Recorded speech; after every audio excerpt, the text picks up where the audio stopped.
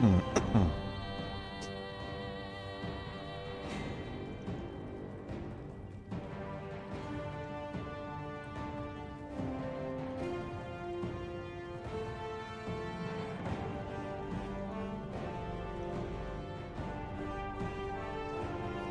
everyone, I'm Commander Jorval, and welcome to episode 11 of my Baldur's Gate 3 Ranger gameplay livestream. I want to thank everybody for being here and thank everybody who's been here in the past for your support.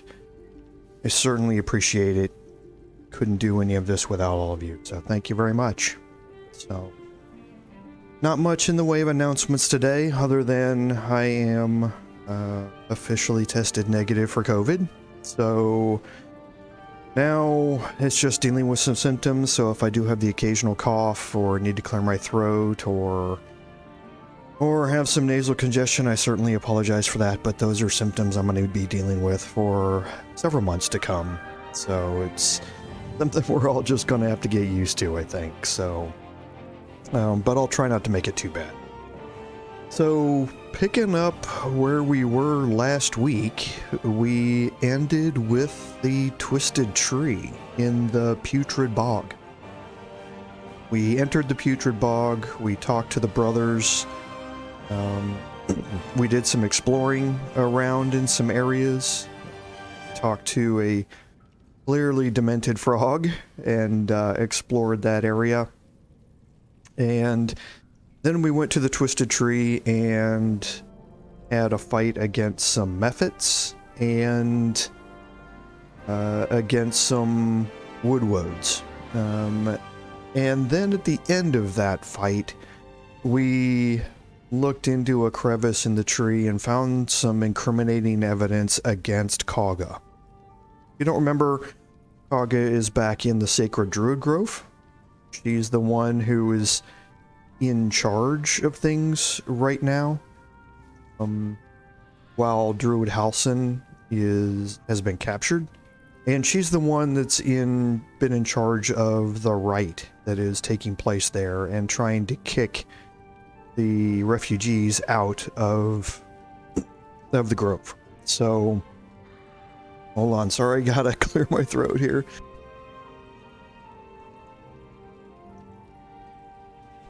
Alright, sorry, I apologize for that. So, we now have evidence in our quest journal to be able to confront Kaga about that, and that is something that we are definitely going to do before we head to the Goblin Camp. So if we finish up here in the Putrid Swamp, then we will certainly head back to Sylvanas Grove and kind of rest and refit and make sure that we confront Kaga about everything that's happened. But the main focus today is going to be finishing our exploration of the Putrid Bog and heading into the Teahouse to confront Auntie Ethel and to figure out what is happening with Mayrina. This has been building ever since we first talked to Auntie Ethel in Sylvanas Grove, through the encounter with the brothers, and now to here. So we know that Auntie Ethel is not what she seems to be, but we're going to go ahead and, without any further ado, we're going to go ahead and jump back in where we ended up last time, which should be right after we've completed a long rest in the Putrid Bog. So we'll check our inventories, check our spell list real quick, and make sure everything is where it needs to be, and we'll go from there.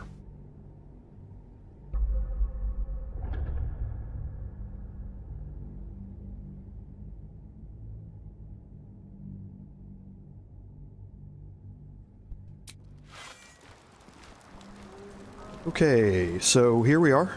We set up at this little bloody campsite and took our long rest, so we should have 2 short rests available to us now, and everybody should have all of their spell slots back, which they do. We do have our familiar cast, but we don't have anything else cast, so no speak with animals and no speak with the dead, but we will cast those obviously if need be. So looking at our map here, you can see that we've cleared out all of the areas here. This is where the twisted tree was. So now we're going to head over here towards the west, toward the Teahouse, and clear out and open up the rest of this area down here. Uh-oh.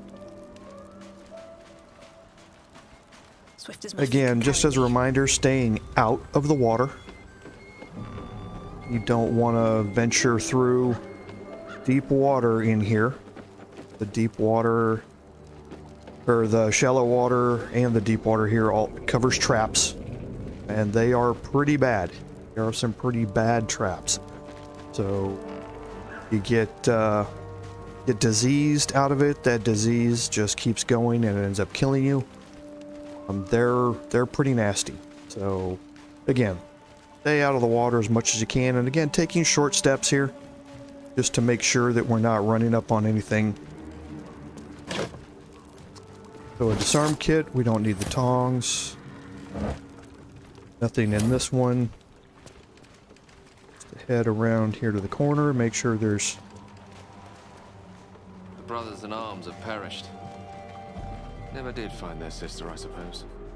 And what they're referring to is we can see that Demir and Joel are now dead, and there are some red caps that are wandering around. Now, they're not hostile at this time, and we're going to keep it that way for now, as we continue just to kind of explore and open up the map in this area here. I am going to cast guidance on myself here.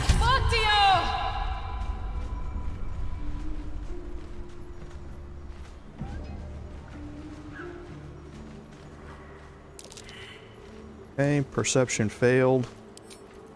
Action, not reaction. Take Gale up here. Perception succeeded.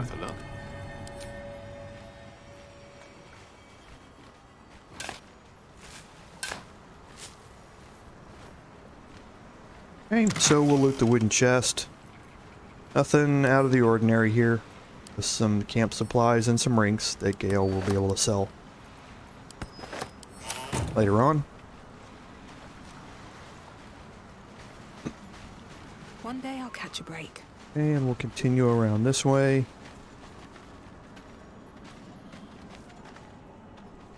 And just opening up the map here. We did find a waypoint. Is here. Now we can kind of get a closer look at what happened with the brothers. There's this pile of bones, just a bottle. Let's go ahead and cast Speak with the Dead. In nocte concilium.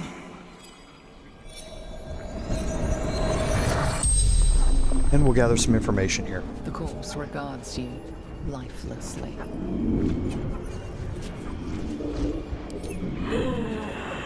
Heard her screaming, but not real.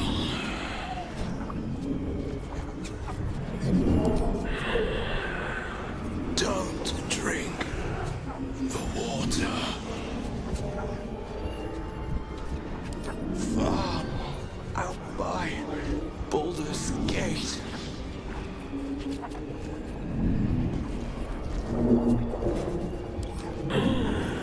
Wasn't a sheep.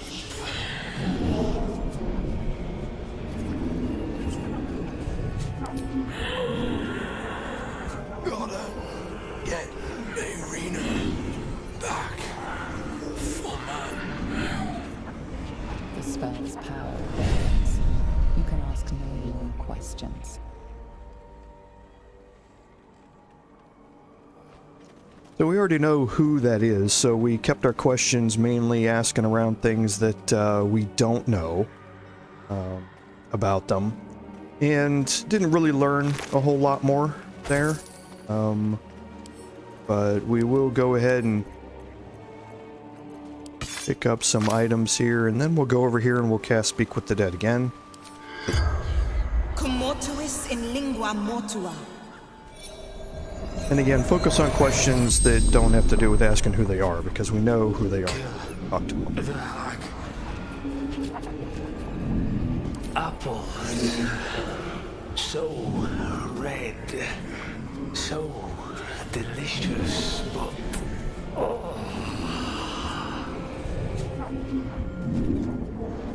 She's scared she won't be a good mom. But she will. I know it. The note. With pitchforks. Stupid. Looked so innocent. The teeth. The spell's power wanes. You can ask no more questions.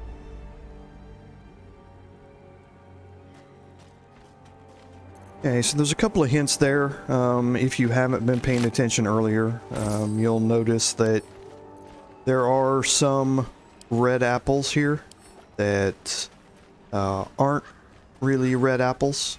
They're poisonous. So that kind of gives you a hint to pay closer attention to the apples and find out which ones you can and cannot. This is the note from Mayrina here saying that she's going to go to the hag. And kind of explains a little bit about what was going on in her mind previously.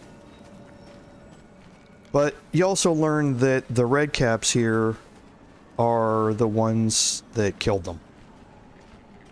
And we'll be dealing with the red caps here in a little bit, just not right now.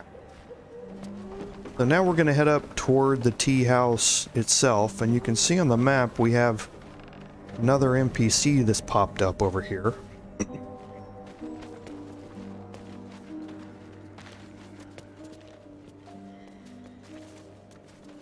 So we're going to talk to Gandrel here and see what he's all about. Very well. Ah, a fellow wanderer. Forgive the aroma.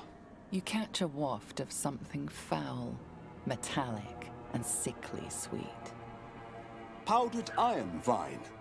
Most monsters will think twice before making a meal of me. An old hunter's trick. If you can't mask your scent, spoil it. Today, the same as you. A humble supplicant, come to bargain with the lady of this house. That is why you came to her lair, I take it. To bargain.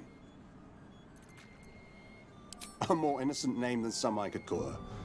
But it is what she is that ought to concern you. Her kind have hidden among us since the first darkness. And their knowledge is matched only by their spite. Know how to ask, and they'll share that knowledge. If you're fool enough to pay their price. A powerful friend, a terrible foe. That I cannot decide for you. For my part, I need her knowledge. The thing I hunt has gone to ground. If she can tell me how to flush him out, I'll pay whatever price she asks. Truth is like a blade, my friend. We can arm ourselves with it, or just as easily find it pressed against our throat. I would not put you in danger. Okay, so either way, either one of these I'm going to get a -1 from Charisma. It is a 15 DC. So, it's going to be a hard one to beat here, but we'll see what we can do. Good roll. Actually, wish I would have saved that roll. No, this duty is mine alone. But for such an offer, an answer at least is owed. I hunt a vampire spawn called Astarion. I'm bound to bring him back to Baldur's Gate, alive. Though I cannot swear to his condition once my tribe are done with him. Is he known to you? Okay, well this is interesting. You do know him? I don't suppose you'll tell me where he is. So we can obviously betray Astarion here. But I don't think we also need to upset him. We can just lie to him and tell him that we don't know it. As you say. Then I must redouble my efforts and pray my delay costs no more lives. Okay, and it looks like Lizelle wants to talk to us after that exchange. A sage choice. Astarian's skills serve us well. A pity I won't get to see him dragged off by his heels, though.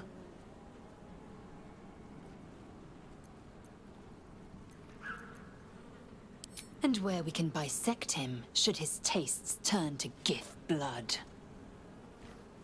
Typical Lizelle. So holding on looks like a backpack, but we'd be stealing if we searched it. Have a pretty grisly looking shrine up here, but just mousing over it doesn't look like there's anything there for us. You can see some rather interesting stuff going on down and around here. There's obviously some sort of magical barrier thing happening down here, and you can start to see the outlines of the Teahouse, which is what we're gonna head down toward here in a second. Do some more exploring.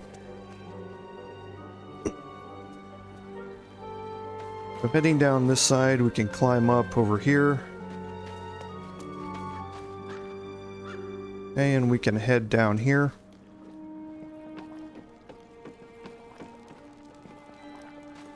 And we have an addled frog that has popped up on our radar, so let's go ahead and cast Speak with Animals. Amicus animalis.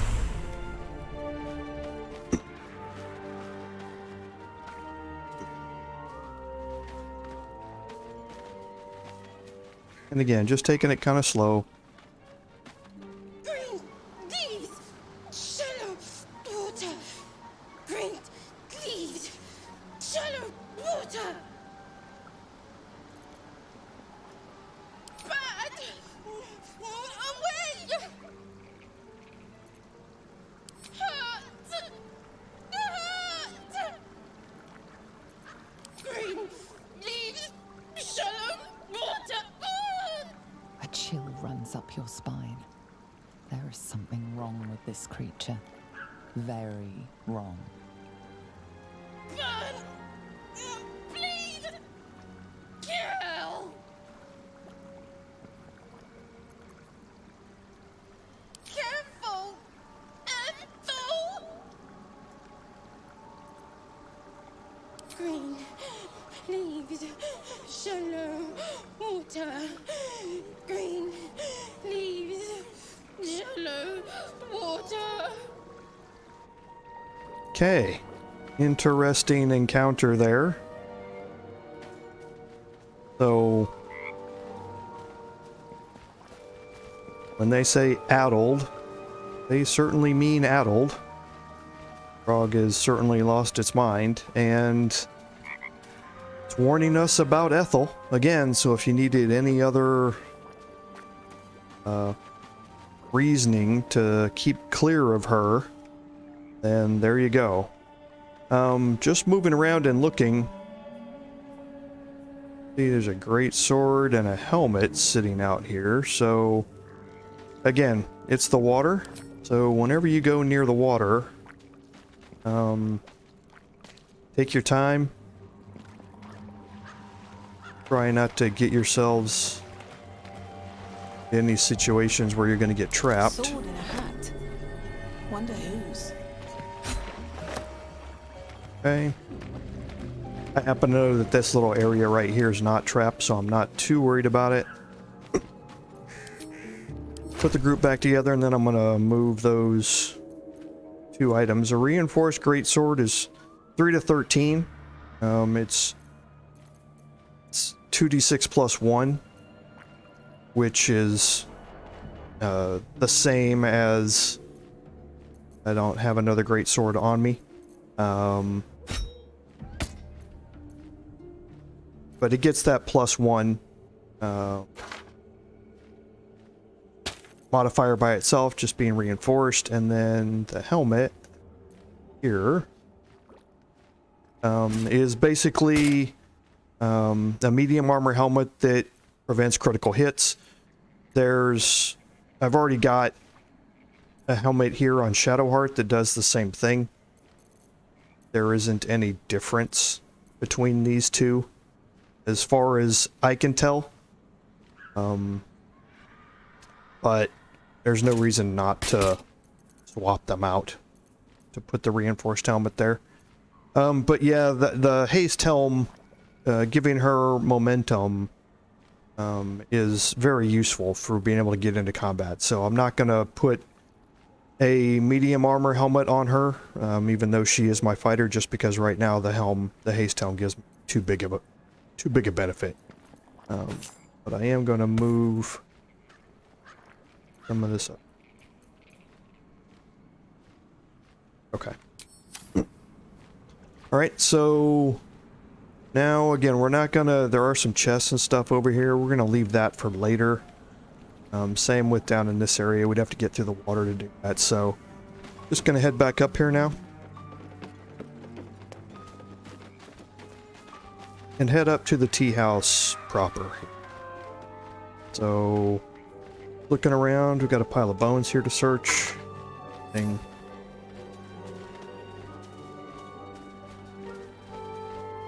Okay, nothing else around this side.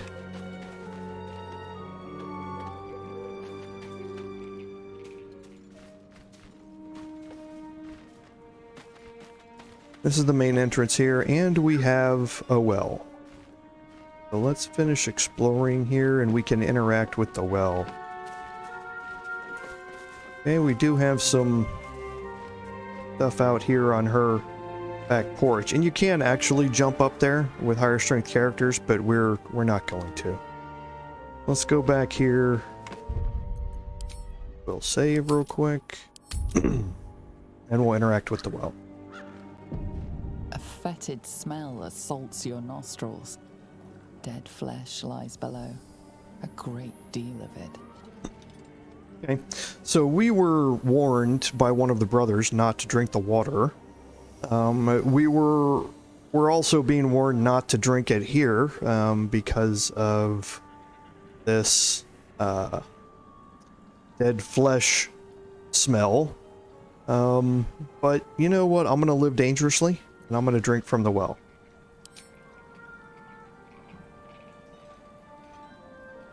The warm rush of power flows through you. You feel stronger, faster, better. Okay, so that was interesting. And now when you look at my hit points, I have the refreshed perk. So let's go to our character sheet.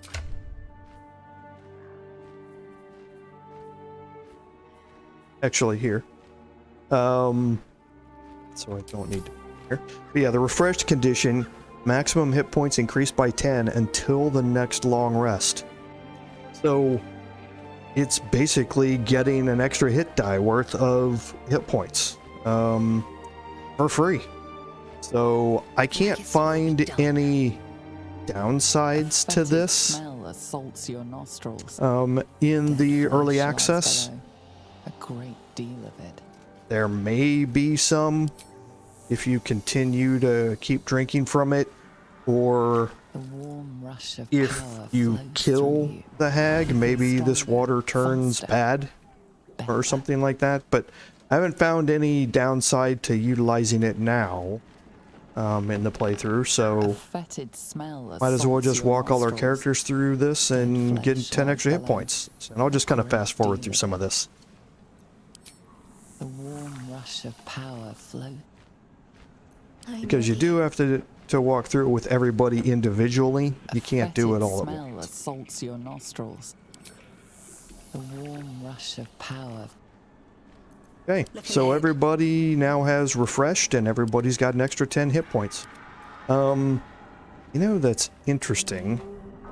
I don't think my Raven cannot interact. That would have been interesting. Light on my feet. So let's head up to the front door here and head into the tea house. We do have some baskets out here We can search, but nothing there. Okay, so let's go ahead and open the door, and we'll walk in. I don't want a crumb left on that plate, girl. Auntie Ethel, please. One more bite and this pie is gonna come back up to say hello. Don't make me get the wooden spoon. You're eating for two, so get to it. If it isn't the cheekiest pup of them all, you'd best have one hells of an apology for me, young lady. Okay, so we know what she is. So she's obviously not going to get an apology from us. I do like the mouthy ones. You know, I was gonna give you a swift kick up the arse and show you the door. But I think you and I could have a bit of fun together. Gods grant me patience. Eat up, Mayrina. I won't say it again.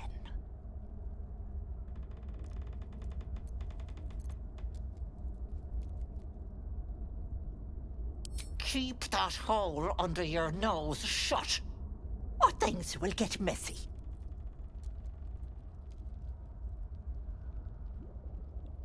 Okay, What ending is it? cinematic. What's going on?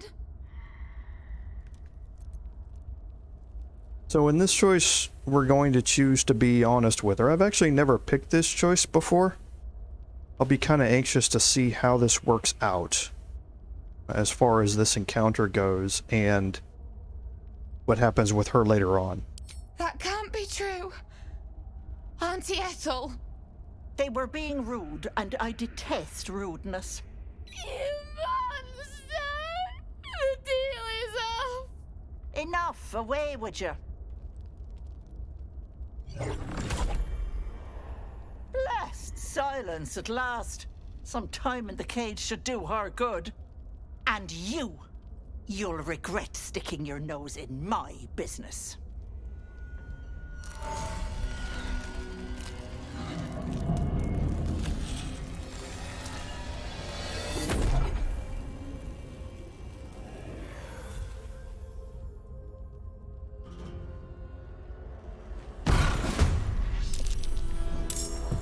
Okay, so looks like we're going to be getting right into this. Auntie Ethel's turned hostile, but you can see that the red caps that were out here have also turned hostile. And they're coming up behind us here. So let's and the red caps are not something to be taken lightly. You can see they do have a lot of hit points. A couple of them are 45, the sages are 27, so they're not something to be taken lightly here. So let's figure out how we want to go about doing this. We do have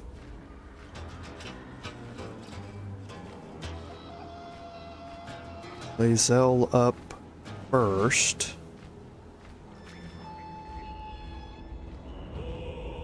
So I think what we're going to be doing here is kind of moving ourselves into the house as much as we can.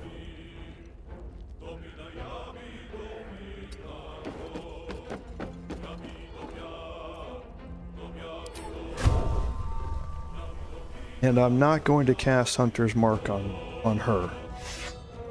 There's a reason for that. I'm just gonna go ahead and get off archery shot on her. Okay, good. Cause some damage.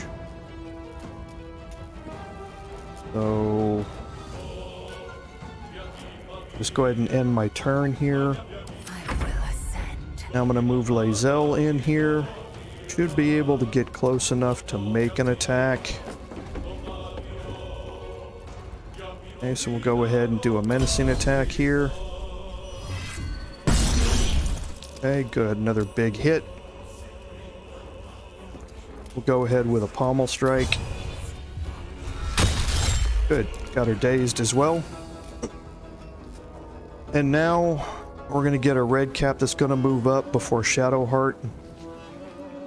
Can't afford to let up. Oh, okay. So they've already exhausted their movement, so good. We'll be able to get ourselves in here.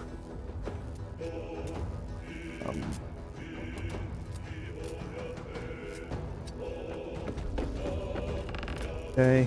I don't want to use up too many of my spell slots either during these encounters if I can. So I'm just going to focus on some other things here, like my cantrips and things like that.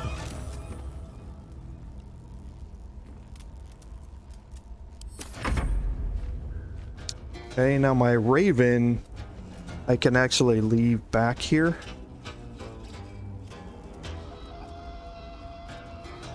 Well, you know what?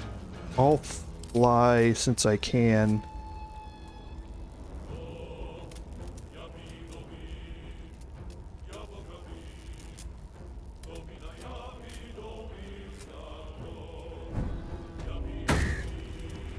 And let's see if I can get a Ren Division in here. Ren Division doesn't matter as much with the Hag. She's normally a magic user. Okay, and now we will definitely get Gale inside here.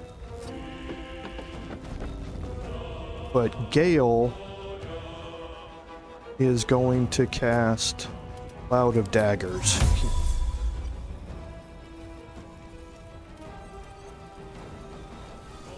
Near the doorway.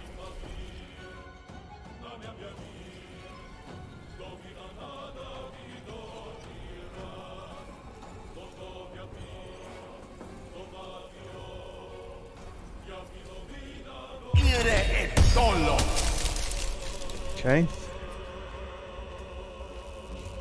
And that's going to end his turn.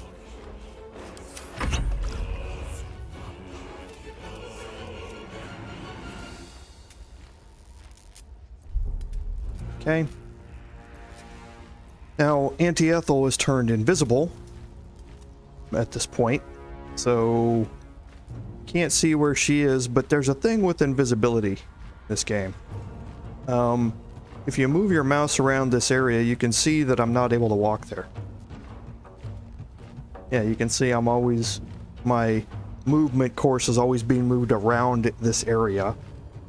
So that kind of lets you know that there's something invisible there. You can't directly target that area, but you can affect that area with area of effect spells and that sort of stuff, which may knock the invisible character out of being invisible again. But for now, there's nothing that can be done here. So what I'm going to do, I don't know if I can jump my way up here. Can't. Ah, yes I can.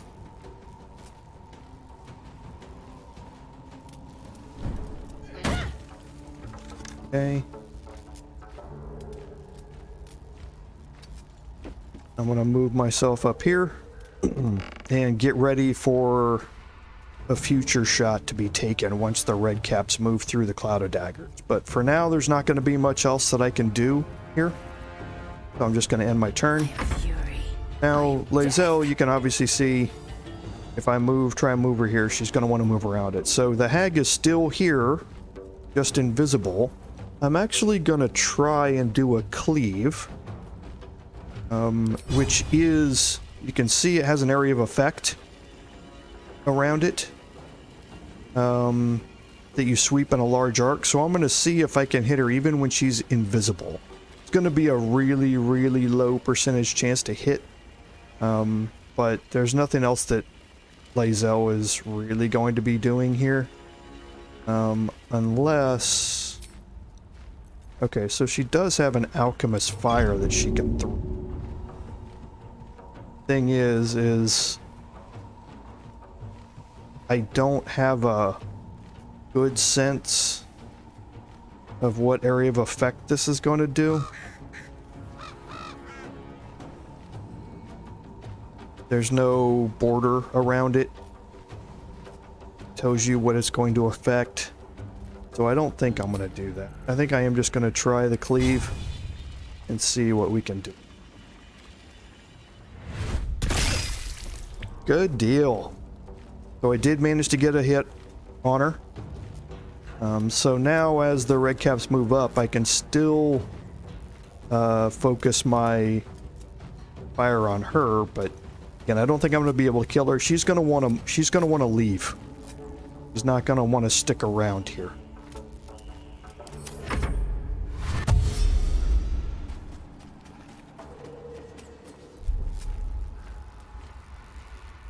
Okay. So again, and jump up here. Okay, so now I've got the high ground for normal attacks as well as... Okay, so that's only 55%, so... The ranged attack is what I'll use on her. And I missed with a 75% chance to hit, that's always nice.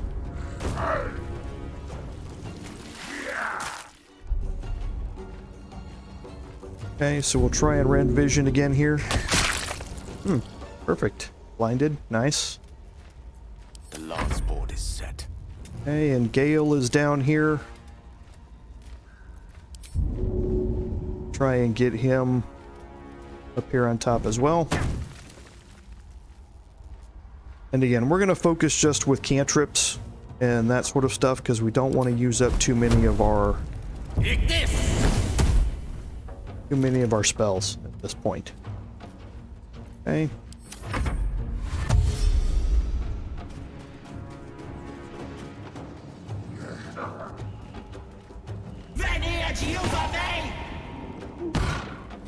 Okay. Bye-bye, lovelies. Oh, and enjoy my well water. Ah! That can't have gone far.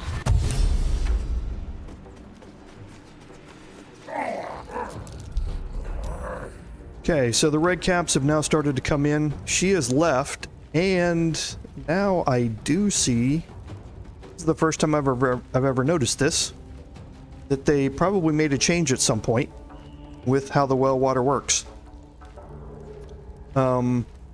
Because they've taken away the hit points, and she mentioned it when she left. It took away the hit points and it nauseated.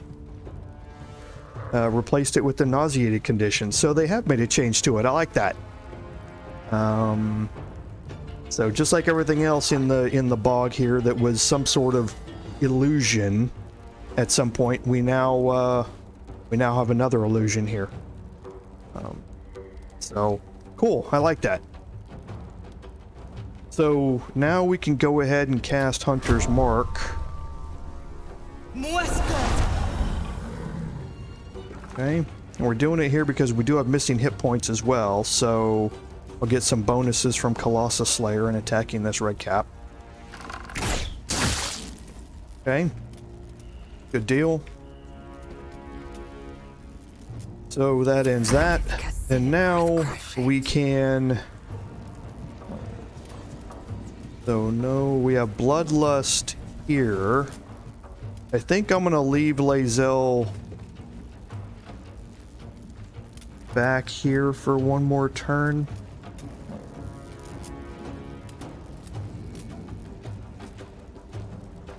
Yeah, I think I'm gonna do that. I think I'm just gonna execute ranged attacks.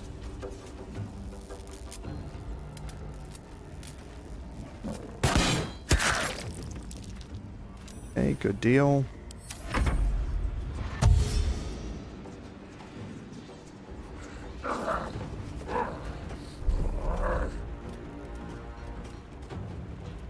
Okay. So, again, I think just some cantrips here. 50% chances to hit on all of these. Okay.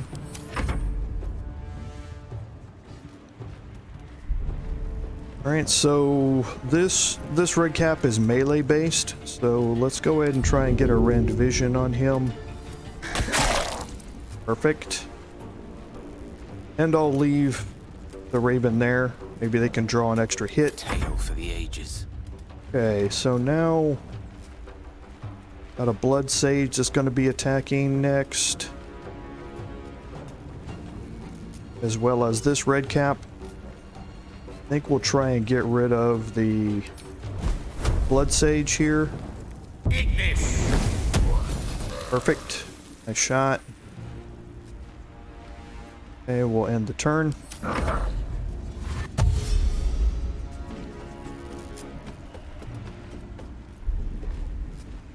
Okay, so now we've got some choices here.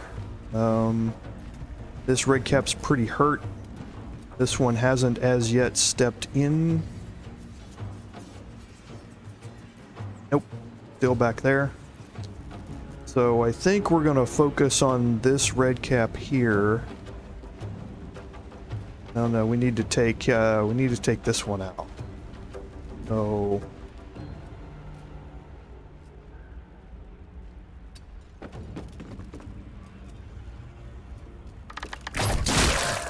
ooh, nice. Perfect. Okay. So I could move down there and do that, but I think I'm just going to reapply Hunter's Mark with my bonus action. End my turn. Now we're going to move Lae'zel up.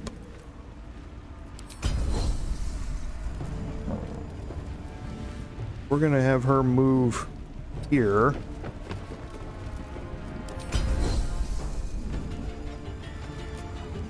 %, that's good.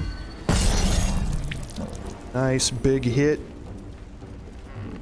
12 hit points left, and then it's going to attack again. It is blinded and frightened now, but it does have bloodlust. So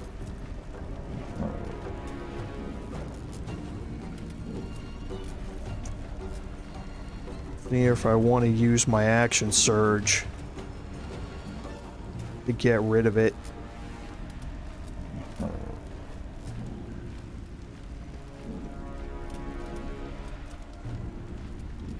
I think I'm gonna take my chances and not. I think I'm gonna take my chances. Okay, good. Bloodlust is very dangerous. It allows them to attack so many times. But with it being blinded and frightened, I knew it was going to take some serious negatives on its attack rolls. So it only hit 1 out of the 4 attacks, which is good.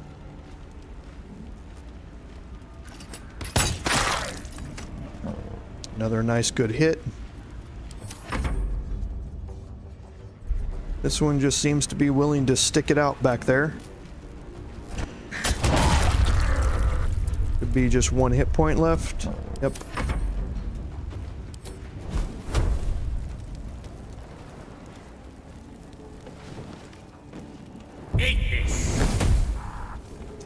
Great, nice shot.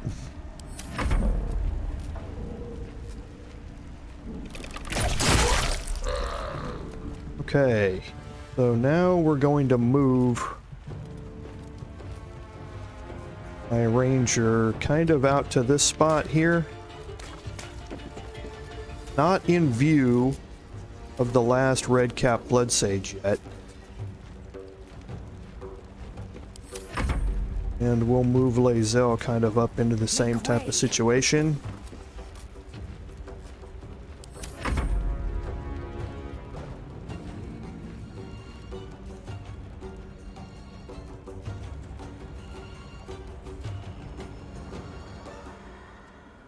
I think that's going to be too far no matter what. Yeah, I think even if we move her out here, it's going to be too far. So the only way she'd be able to make an attack is if she moves down here, kind of with everybody else. Okay, let's see if the red cap moves. It's not moving. Okay.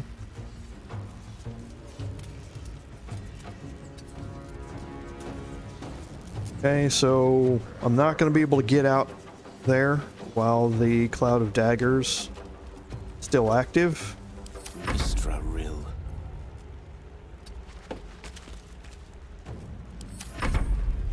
Alright, so I'm going to move myself into a position here. See if I can actually shoot at the red cap. Not entirely sure I can. Yeah, path is interrupted. So I can't shoot it while it's there. I'm not going to be able to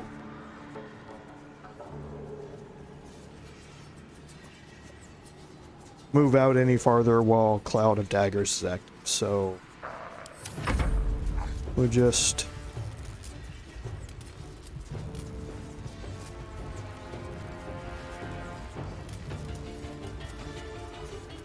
no reason not to use second wind here.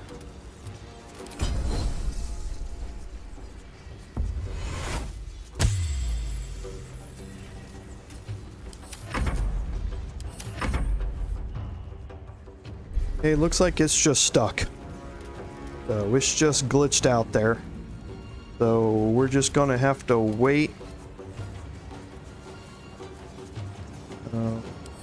Now Gale can end the Cloud of Daggers. So we'll go ahead and break his concentration just to be able to move people out there and work on the Sage.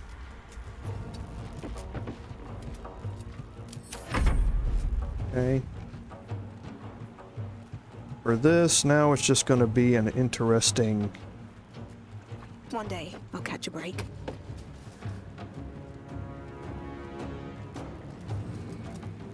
Don't think I have enough movement.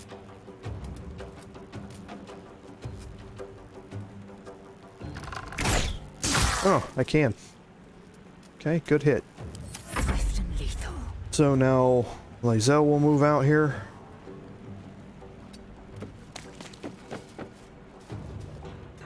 Again, I don't think she can get a ranged attack there. Nope. My faith will protect me.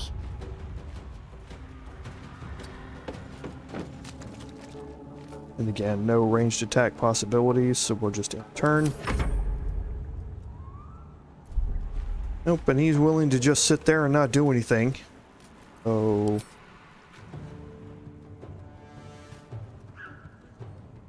just fly out here.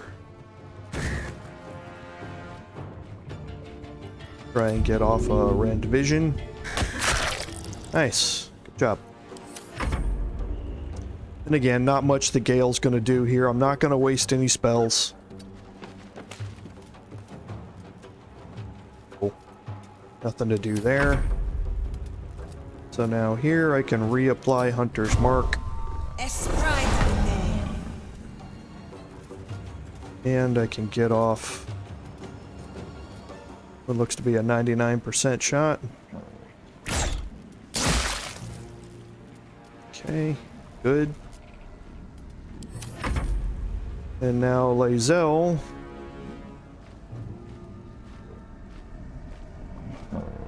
See if she can move up enough to be able to get a hit.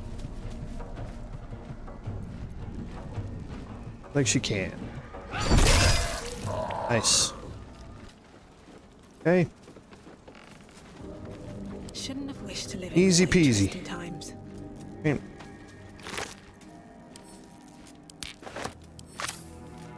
And now we can work with exploring. We'll do some looting here.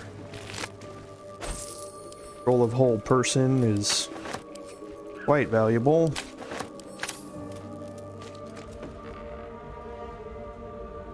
Don't want to get hit with that. Trust me.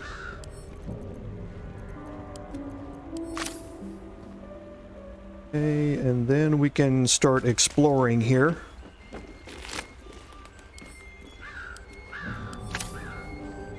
So we can go through and steal all of these because there's nobody to catch us stealing. So feel free to loot everything in here. Because nobody's going to care.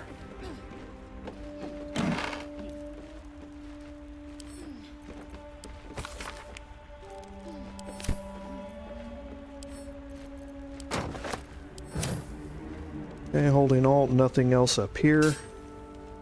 Let's head out to balcony here.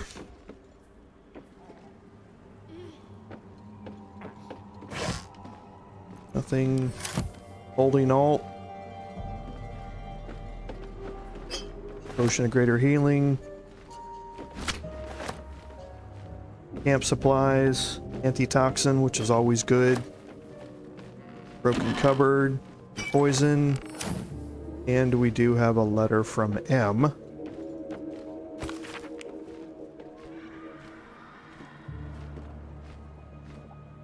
Okay, so Ethel's talking to somebody with the initial M in Baldur's Gate.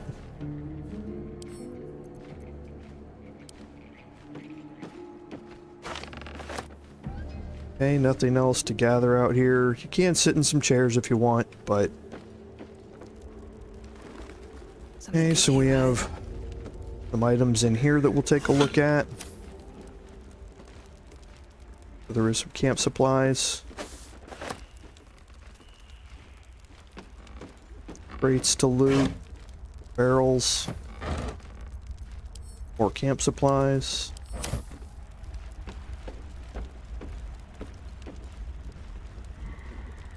Okay, we do have a door here. Might as well unlock it. Can't keep me out. DC of 2, so I can't fail this except on a natural 1.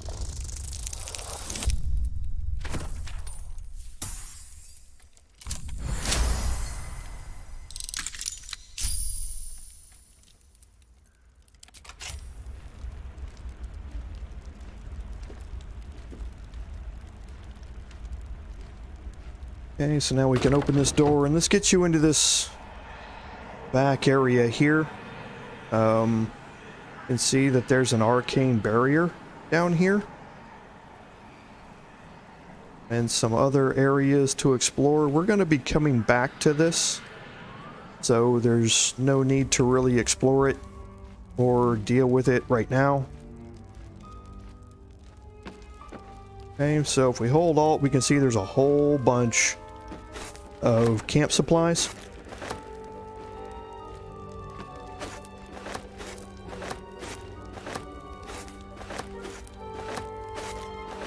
And there's a wooden chest. Toxin, potion of healing, potion of speed, all three very good. Potion of animal speaking down here. Camp supplies, and a wardrobe with another potion of healing in it.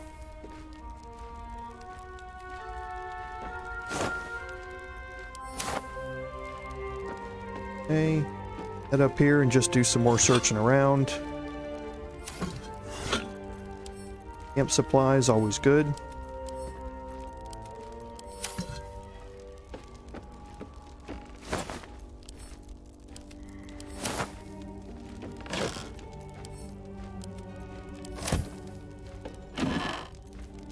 Okay, and we have a Teahouse key.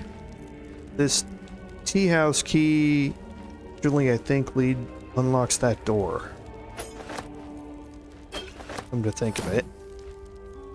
So you don't necessarily have to try and pick that, I don't think. Potion of healing up here on the mantle. And another wooden chest. So that's it up here. So let's go ahead and head down. And we're encumbered, so we're walking slow. We're going to deal with that here in a minute, but we'll deal with it all at once we've taken care of everything down here as well. Holding Alt, you can see there's a crude chest over here. And some items for Gale to be selling later. Okay, these are actual camp supply red apples.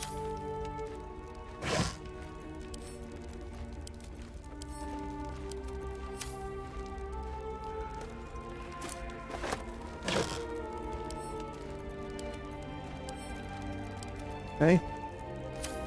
Now you can't interact with the fireplace, and you'll want to. Interacting with the fireplace turns it off, basically, and you can see that when she left, she broke the illusion behind the fireplace. That's the pathway that we're going to go.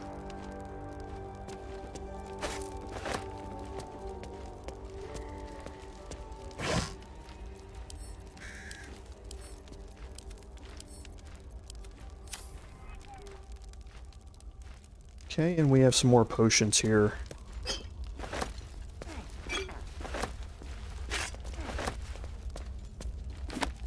Another potion of greater healing. Okay, so that's everything down here. So let's go ahead and deal with our inventory. We'll move all of these camp supplies out.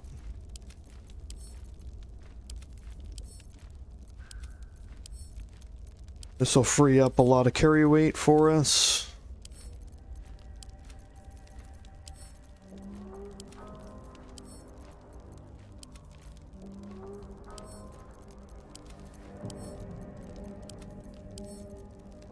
Okay, we'll move these weapons over to Lazel to be able to carry.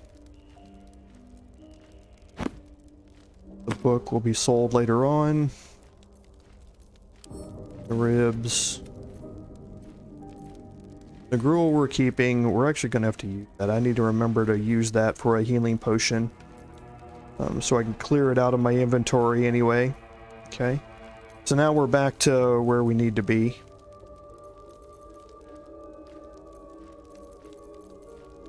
I think that's it. Yes. Okay. So now we can head into fireplace here.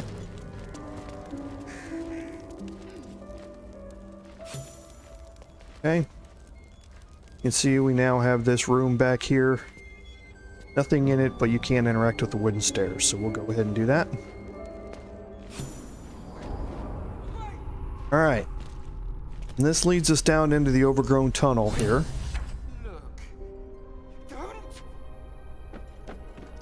We did get a journal entry. Yeah, getting help from Auntie Ethel, you can see things turn violent. She isn't going to help us. We didn't want her to help us anyway. But you see here that we have now revealed a hidden passage behind the fireplace, and we're getting into a much deeper area. Just to clear out some others, this is the monster hunter that was looking for Astarion. And then we had previously given Gale the Sword of Tyr to absorb, so he went ahead and did that.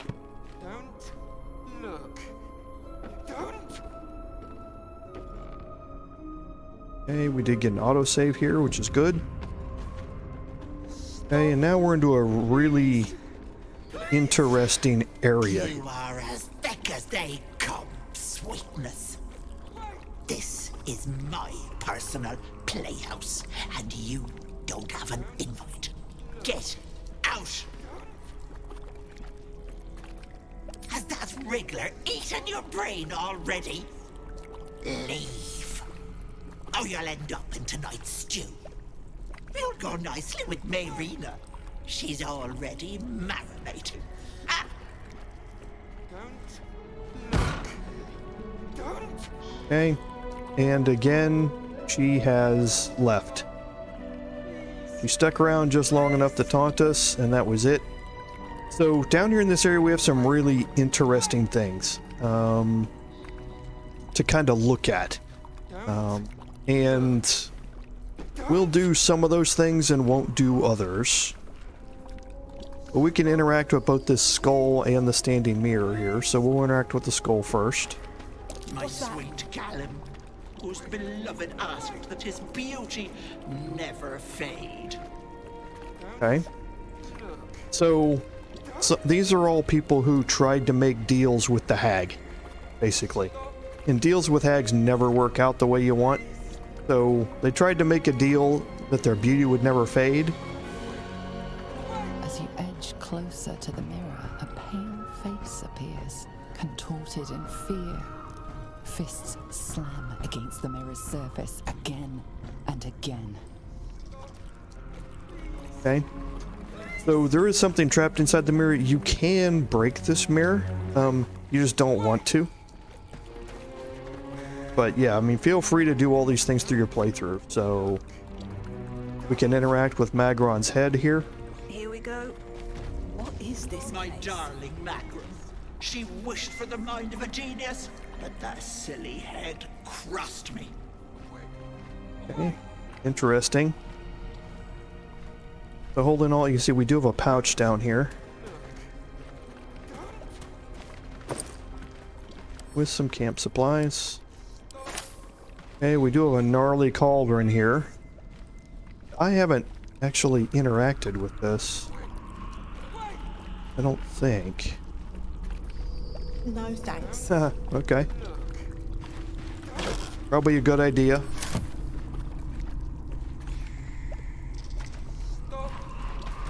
Okay. Now here, we can cast Speak with the Dead on the blinded elf here. In nocte concilium.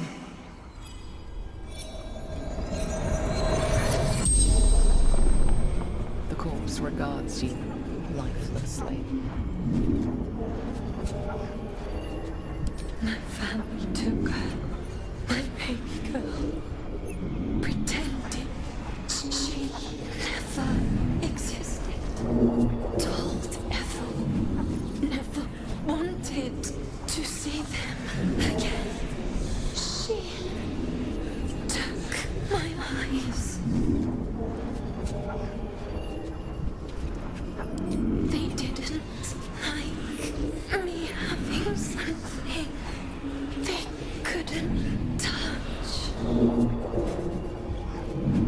Doesn't matter.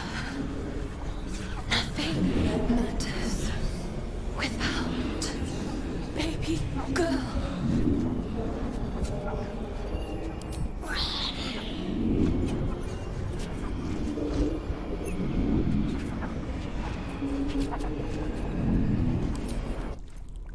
Okay, interesting again. And you can see watery eye. This poor dear wished never to lay eyes on her family again. Okay. Yeah. You just use it. Just interact with it, same as you always have. This poor dear wished never to lay eyes So she on didn't her want to lay eyes on her family again, again. so the hag took her eyes out. That's how these deals work. So we can interact with the family portrait here. My dearest Ephraim, he begged me to halt the deadly disease that ravaged him. Okay, and this is Ephraim. You can see Ephraim is petrified. So he wanted the hag to stop the disease, so she did. She petrified him. Now, if you remember, we actually have a basilisk oil potion. Turns petrified creatures back to their organic state, and you certainly can use that potion on Ephraim to turn him back from his petrified state. The problem is that he really does have a disease, and he will immediately die once you de-petrify him, so to speak. So there's nothing to do down here that's going to come out with a happy ending, so to speak. Now, sitting here on this bench, we have some whispering masks. Okay? And it says that you're part of the flock. Auntie Ethel welcomes you. Okay? Interesting. I'll explain those kind of here in a minute. See, we do have a gnarled door here, and we do have a studded shield here. You feel crushing waves of fear as the presence within the door recoils. It can't let people through, not again. Images flash. A man cowering, a bag open at his feet. Gold coins spilling onto the floor. His cries for mercy are cut short as the hag slices into him, removing limb by painstaking limb. She cackles, the man's remaining flesh twisted and contorted, becoming the twisted surface of the door before you. Flee, you feel it cry. A scene appears in your mind. 2 paladins and a cleric marching through the door, shrouded in the glow of the divine. Weapons brandished, they charge into the hag's lair. Screams of terror pierce the air. You let them in? Naughty. That's a decade for each. You're mine for 30 more years, petal.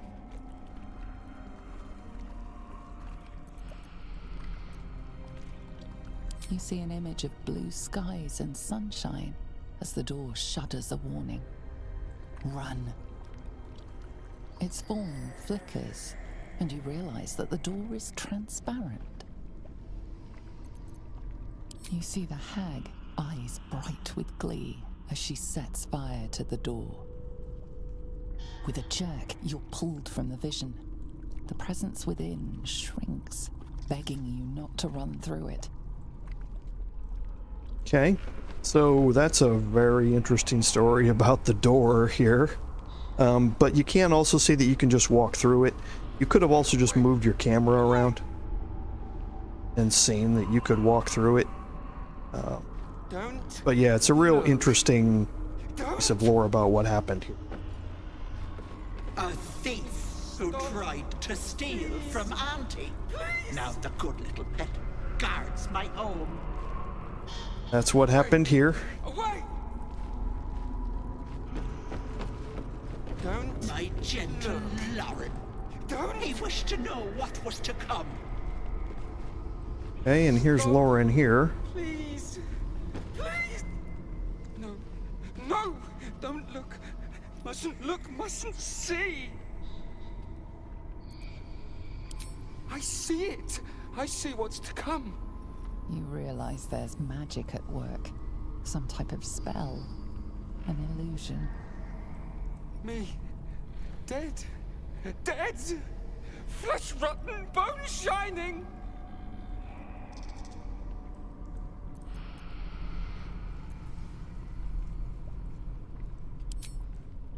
Lies. Lies. I see it. See truth. See death. All future.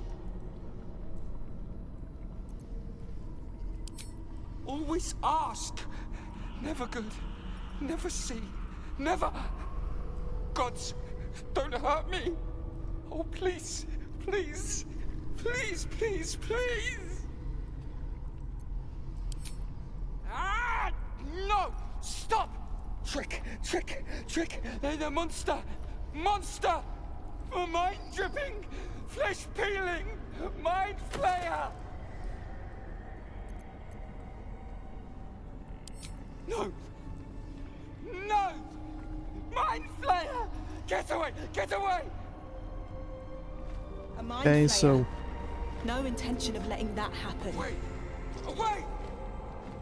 So Lauren obviously asked to be able to see the future, and now the only future he sees are his own death and other bad futures. So Lauren's in a bad way here. Nothing that we can do seems to work with him. So we're going to go through the mirror here. Don't look. Don't. Stop. Now you can see on the map that we have an enemy that's popped up here. And you can see that we do have some people out here. Mask of Terror. I think this was a Mask of Vengeance. We have somebody else over here.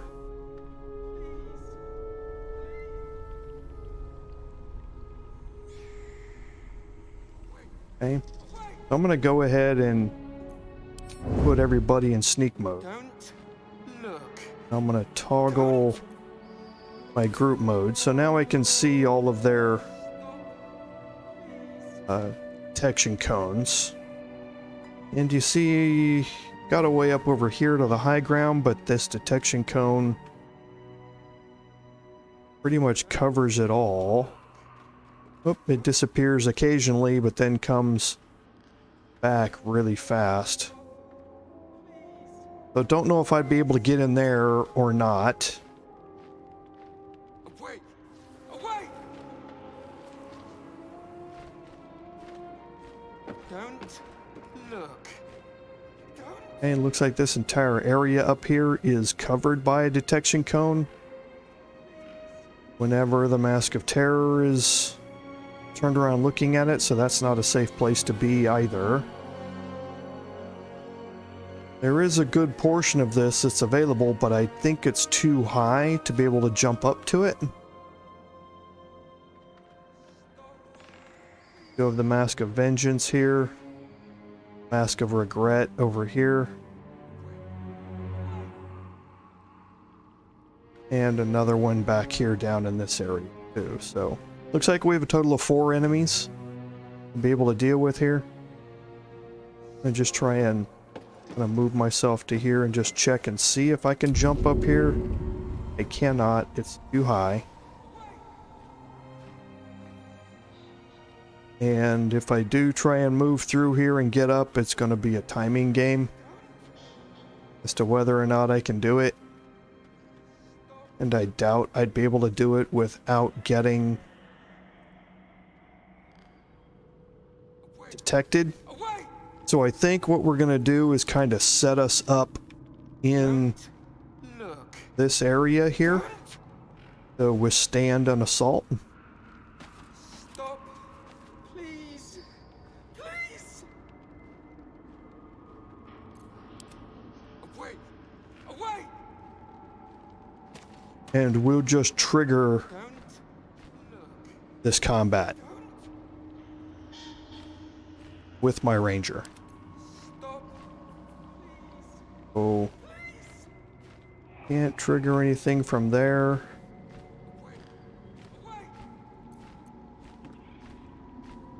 Could trigger it here.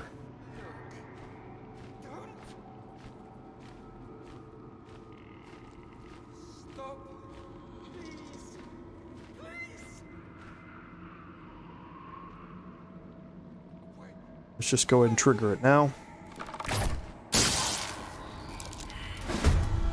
Okay. So everybody's in here. One of them's, they're all surprised. It looks like. Yep, the enemy is surprised. So, surprised. Surprised. Surprised. And surprised. So for their next turn, they're not going to do anything. So what we really want to do though is make sure that we focus down the Mask of Vengeance here.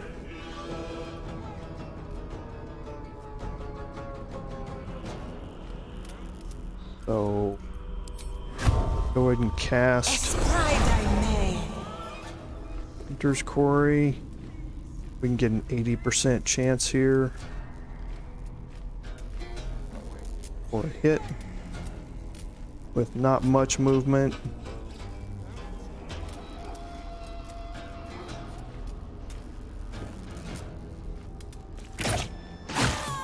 Oh, perfect.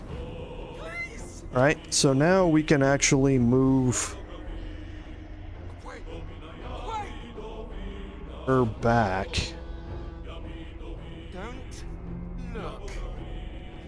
Get her prepped for more ranged combat. So we have melee here. This is probably looks like a spellcaster of some sort. The Mask of Terror is a ranged user here. So we'll want to focus the Mask of Terror as well. So let's just kind of move over here.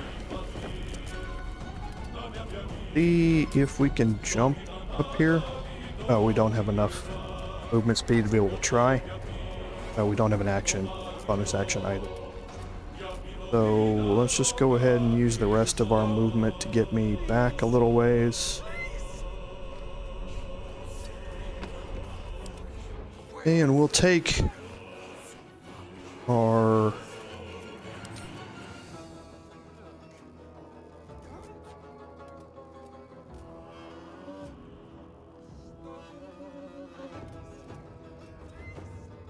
we're gonna try and move my Raven to a position all that way. My Raven is gonna want to fly through those areas.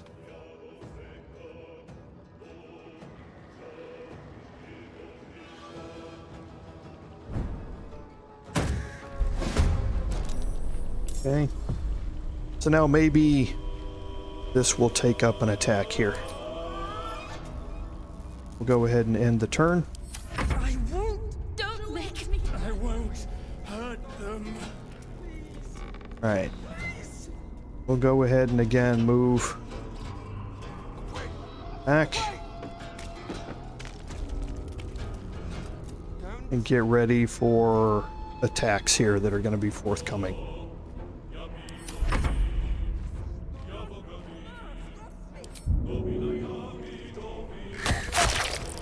Okay, good. Managed to blind him.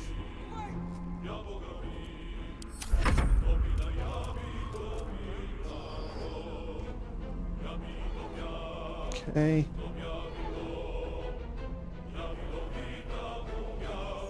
What I would actually like to...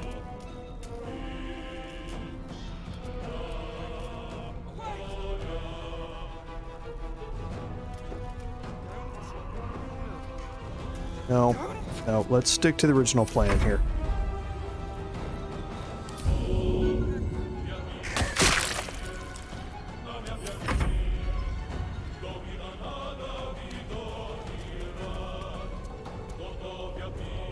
Okay, he's blinded.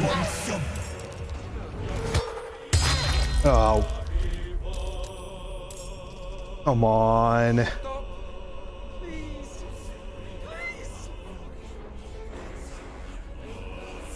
Horrible.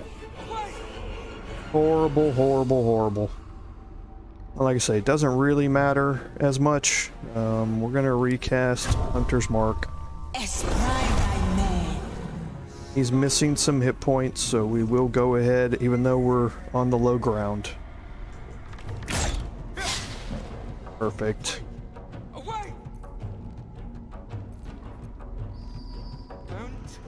Okay, so Shadowheart is still not in combat at this point. Interestingly enough, 45% chance to hit, 64% chance to hit here. Go ahead and use Piercing Shot. Nice shot.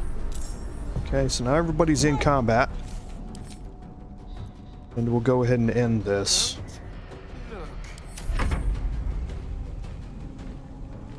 We're gonna fly up here. Oops.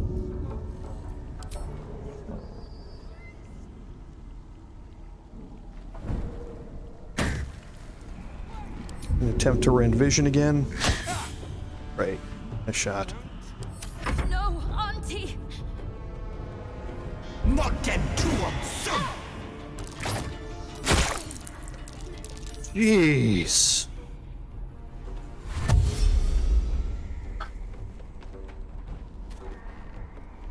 Okay. Maybe this wasn't the greatest way to go about doing this. So player character's downed. First time it's happened. That means is that they've been taken to 0 hit points, and you can use an action to bring them back up to 1 hit point. Is basically what that means. I need to get a rend vision on this idiot. Jeez. Can't believe how massive those 2 hits were. 2 18 hit point hits. It's a little crazy. Let me go, Auntie! Okay, she's resisting the He's resisting the control.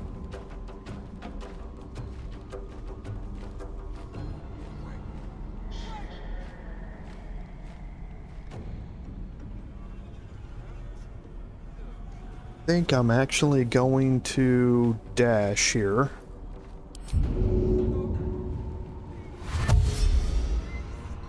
Okay.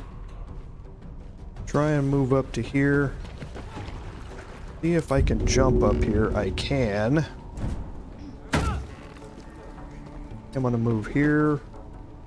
And now I'm going to use my action surge. Get off a menacing attack. Knock that completely out of the park. Okay. And now I'm going to use the rest of my movement to get back down here. Start moving my way over to here. See, there's no direct ranged attack. Do the Mask of Servitude, it's going to have to move. Okay. So I'm going to use...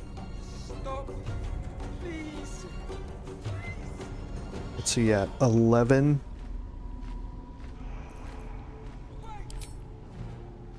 %70 chance to hit.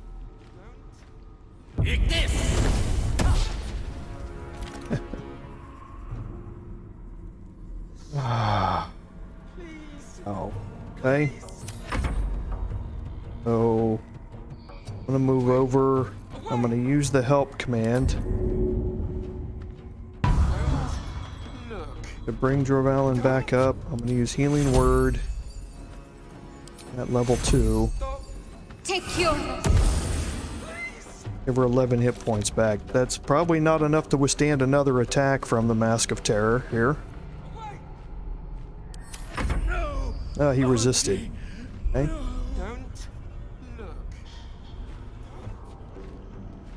So since I was down, my Hunter's Mark disappeared, and I want to hold on to Hunter's Mark. So I'm actually going to brace here.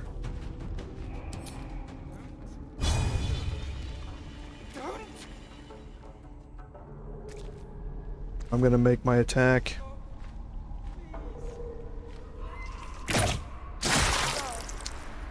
Good. Can't believe that was... I got hit that hard. It's normally the Mask of Vengeance that hits hard. The Mask of Vengeance can cast Vengeful Strike, and it can basically one-shot you. I wasn't expecting the Mask of Terror to be that difficult through this, but there's always something here that's causing causing me some sort of issue. We're gonna fly to here. Fly down to here. Try a random vision. Okay, good. Blinded is always good. Make me hurt them. Going to dash. Get over there.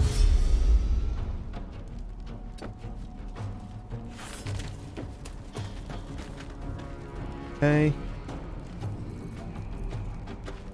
So now we're close in, we'll just wait. There's nothing that Gale's going to be able to do from anywhere close, so not really worth a whole lot moving him up. Same thing with Shadowheart.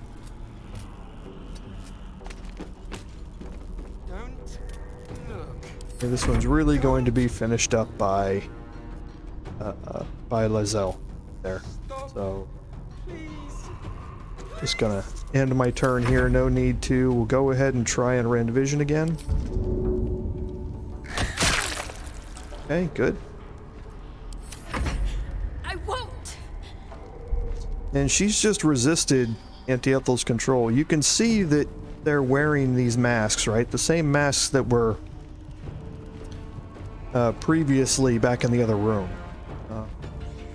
Those masks can allow you to walk through this room, but you need to make sure you take them off before you encounter Auntie Ethel, or else she'll have the opportunity to make a mind control of you. So, not a good thing to have happen. Oh yeah, I can't almost strike or anything. I can try and shove.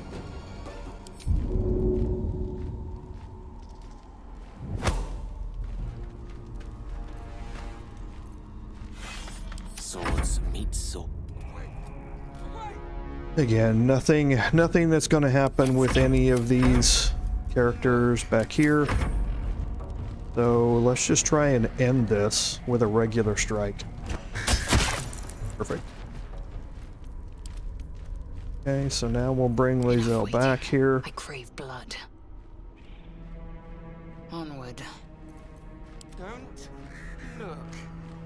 Don't. Stop. And we'll group everybody back up. Okay, so there are a couple of camp supplies in here. Don't look. Don't.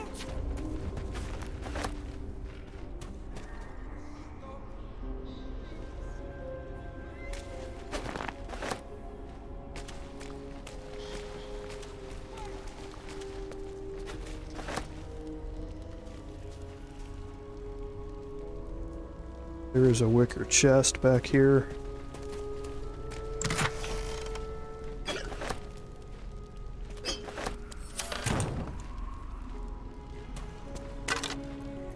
Pile of bones with a single gold piece. It's fun.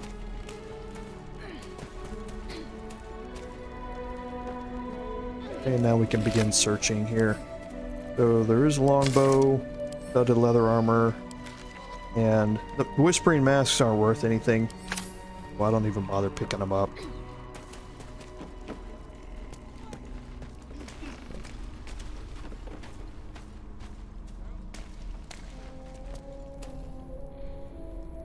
Okay, look at the Mask of Vengeance.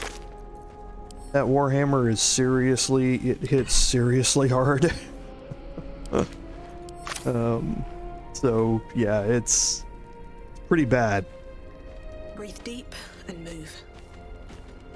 When they get off Bloodlust or Vengeful Strike, it hits pretty hard. Okay, there's a pouch over here.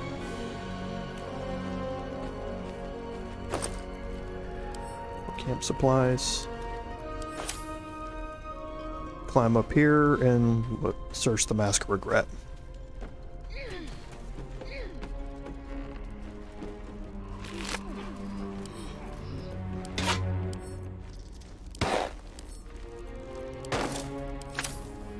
Okay, and you can climb up here, but again, it doesn't do anything at this point. It is a way to get to higher ground again, but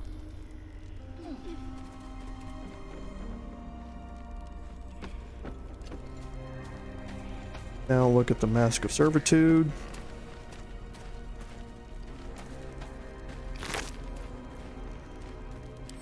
Okay, can read this. Okay, basically letting you know that if you are wearing the mask right now, take it off. Okay, don't need the heavy stones. And a poisonous slime ball. And you know what? I need to actually look. I'm gonna go look at something real quick.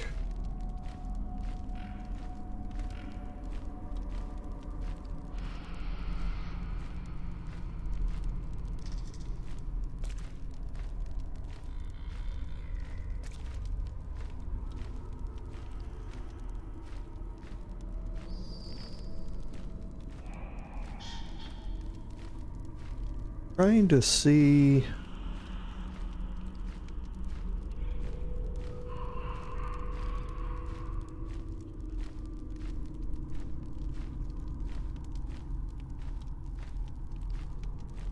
Okay.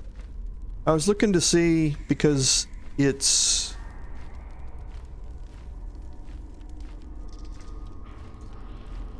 need to go to the inventory anyway. But the poisonous slime bombs are listed. Oh, now it went away. Okay. It did have the story item, orange border around it, but now it's gone away. So that's what I was looking. I was looking to see if there was something I missed about that. If there was some reason that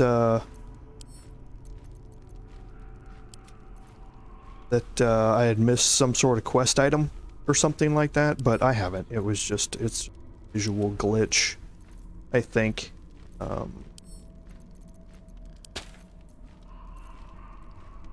In what was showing there. I really do need to clean out my inventory.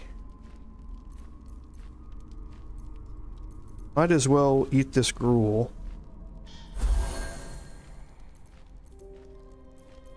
Needed to...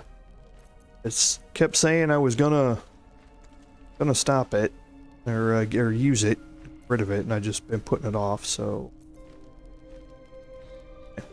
So we got a bunch of potions of healing here, so... But I do need to use a short rest, because I need to get back some of my combat abilities before I go back in here, so... I think what we're gonna do is probably just move the flask over to Shadowheart for now, and we'll continue. You can see that the way to go is, according to the map, is up here, this area, and it is. Come up here to this area, and you can see you can look past the waterfall. So you just need to jump through the waterfall. And you see that you get into this area here. This is a nauseous fume cloud. It deals poison damage and it doesn't go away. But the way to get rid of it is actually going to jump everybody back over here. Okay, and we're going to leave Gale right where he is. We're going to have him cast a firebolt cantrip.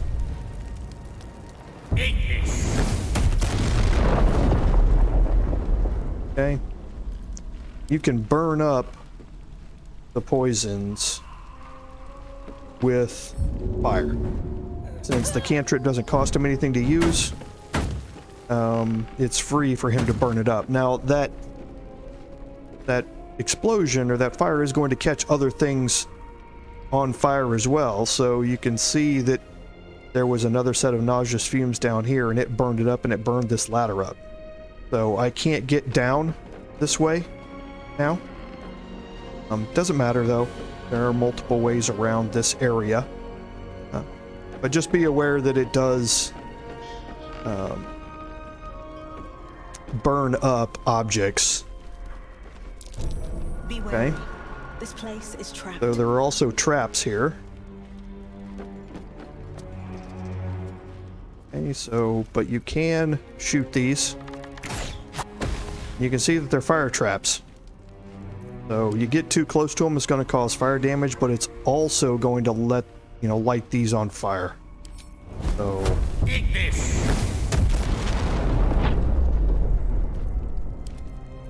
Okay, so what I kind of like doing here is just splitting the group and taking one character at a time down and moving slowly so they have a chance to try and find the traps.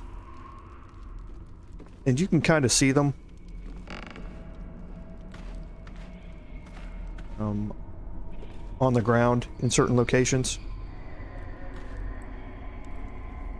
Okay. And he can move down here to this area.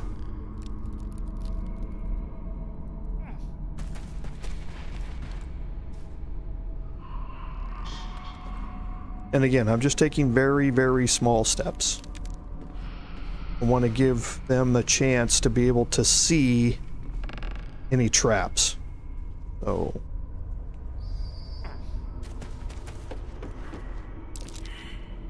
Okay, so his perception failed. So I'm gonna bring Moving ahead. my ranger down here.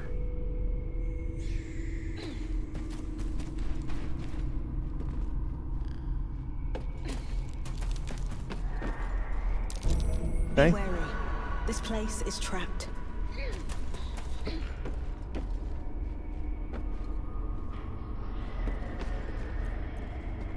Go ahead and get rid of this flower. Now I'm going to take Gale back down again. And this is kind of how I approach this area. Little pieces at a time, small movements, clearing out the area of both the trap flowers as well as these nauseous fume areas. Take this!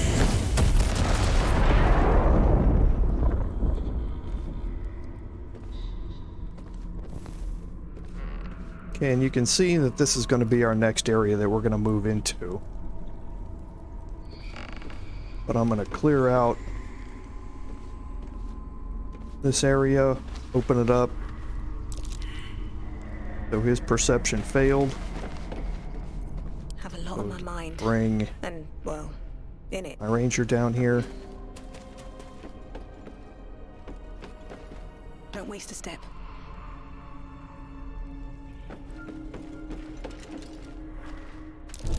Be wary. Okay. This place is trapped.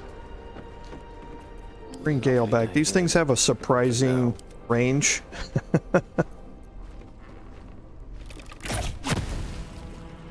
You would be shocked at how big a range they can actually hit you. So don't take any chances with them. Move well back before you actually make your attack. Be wary. This place is trapped.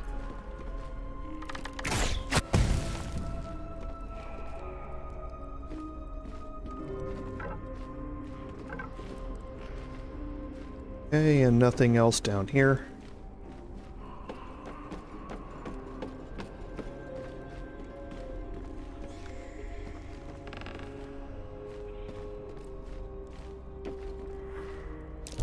Watch how you go.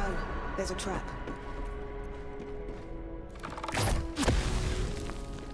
And I think that's it. There might be one more.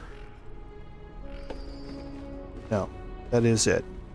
Now, you can see if you look at the map, there's another way, and it looks like there's another door up here.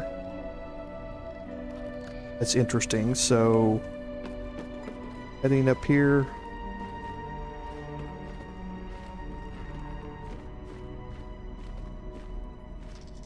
You can see that you can jump up here to this area, but if you move your camera and look through it, you can see kind of gets you into a different area that has this mushroom circle in it.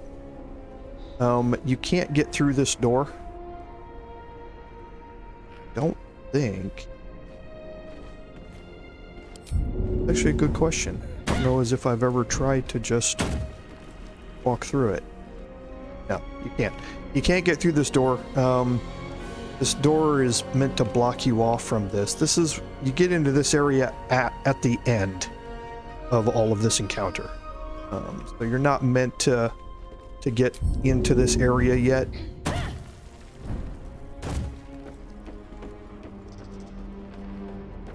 You can't pick that door either. So the only way to go forward now, and we can't get everybody else down here.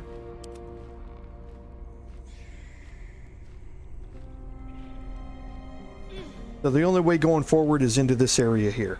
Now, if you remember, Auntie Ethel did say that she was going to put Mayrina in a cage. And looks like we have some sort of cage up here. And this is a... Why did neither one of them down here? Thank you. And this is a very important part of this encounter. One thing that you do want to have available to you is some way to cast the create water spell, whether having Gale have it because of the Rain Dancer staff that he is currently equipping, or by having it prepared by Shadowheart. One of those two things you want to have access to that spell. And you'll see why here in a minute. Looking shadow.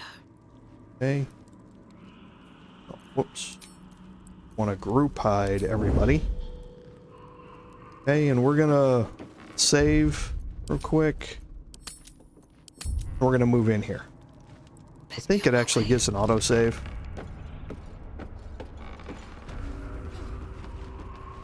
Okay. So inside here, you can see that Mayrina is up in the cage up here. You can see there's also a detection cone.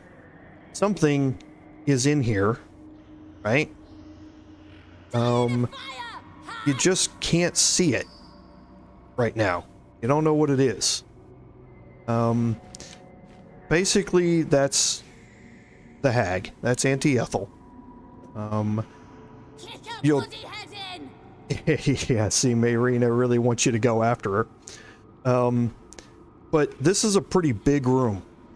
Okay, you have a lot of space around here to maneuver around.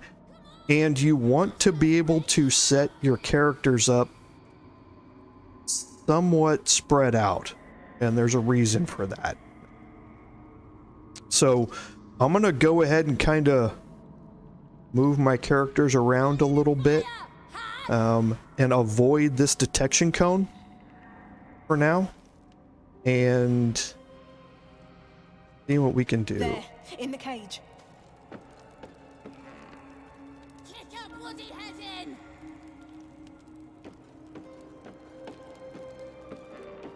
Like I'm free to move all the way around here.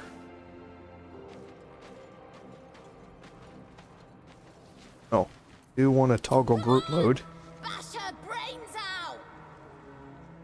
Okay, and I'm gonna set my ranger up over here.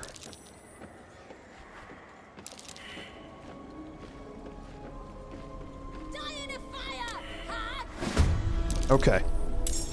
So I did roll initiative and I rolled better than Auntie Ethel. I actually didn't want to trigger this yet.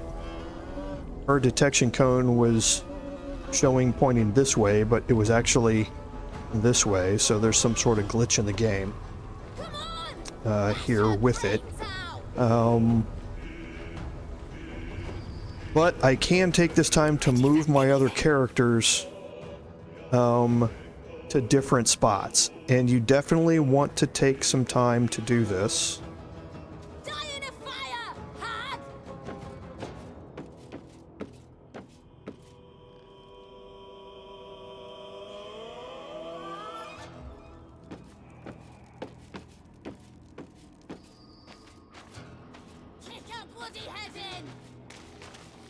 And I'm going to move Lae'zel right up to the edge of that detection cone there. Now, Gale, I'm going to keep on the high ground over here.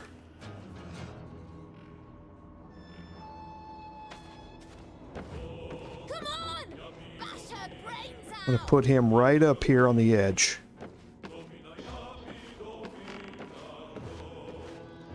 And now, yeah, see, Auntie Ethel's just within range there. I'm going to take Shadowheart, and I'm going to put Shadowheart up here on this high ground.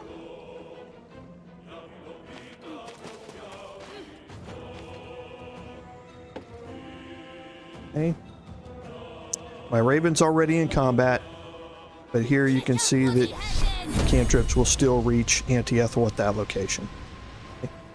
So now the encounter is kind of broken up, and it depends on how much damage you can do here. The reason I'm spreading my characters out is that Auntie Ethel is going to clone herself. Now, those clones have all of the same magic using and combat abilities that she does, but they have effectively 0 hit points.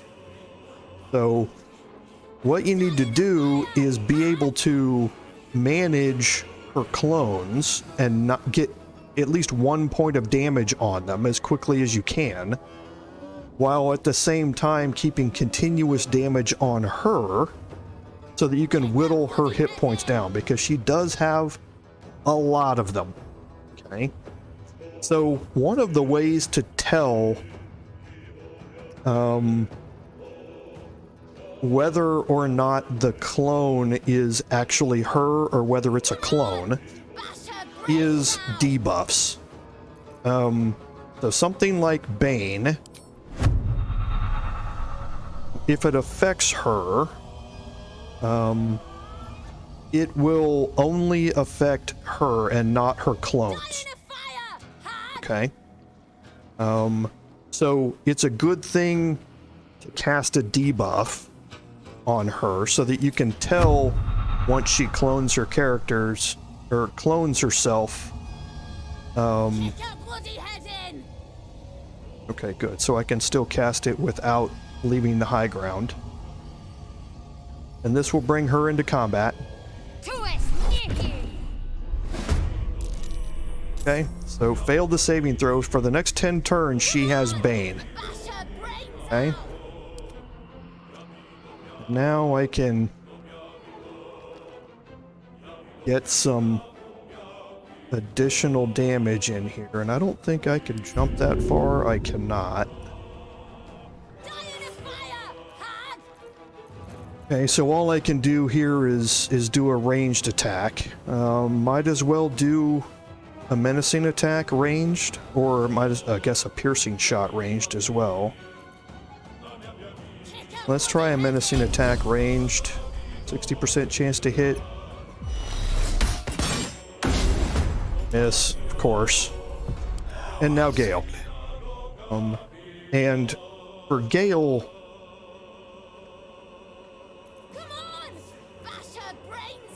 Magic Missile is one of the most powerful spells for him in this encounter because, like I say, her clones have essentially 0 hit points, and as soon as you cause any damage to them, they will disappear.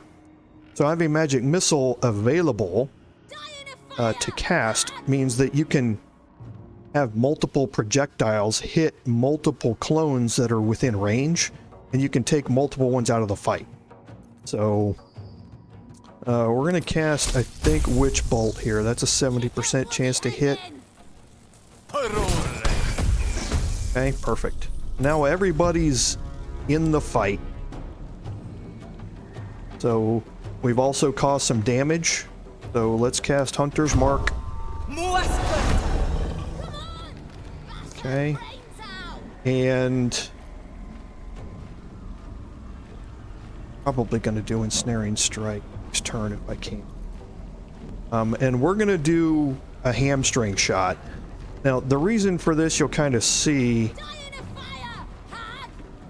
Yeah, if this hits. Let's go ahead and cast Brace. Might as well. We'll cast Hamstring Shot. Okay, got a nice big hit. That's going to end our turn, and she's going to have her turn. Now, she's probably going to immediately clone herself.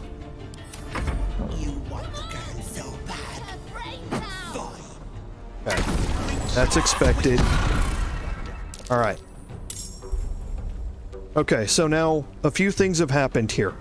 The first is she caught the cage on fire, and you can see it's burning for 5 turns.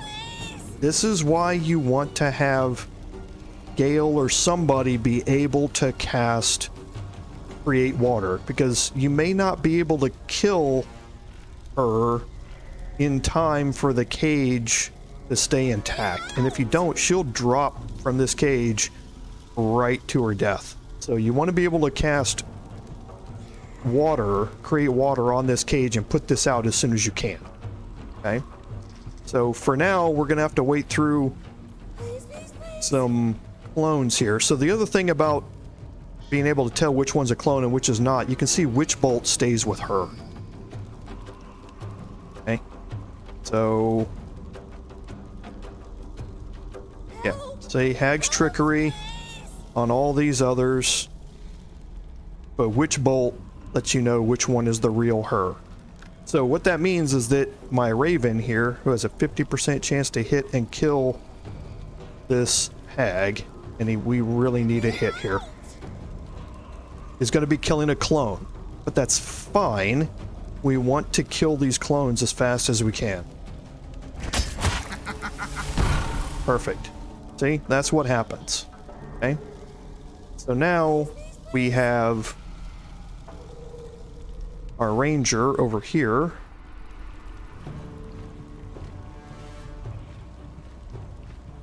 Let's actually fly over here. There's the other one here. Now, because Lae'zel will be able to kill that one. Let's go fly over to here. Get me out! Yeah. Let's fly over here. Maybe that attack can be absorbed by my Raven, because I'm not going to be able to kill both of these Hags. I've only got one more turn of a damage dealing character. Irina can't do anything. That cage won't last. Okay, so now I can take a 75% chance here to attack this Hag and kill it.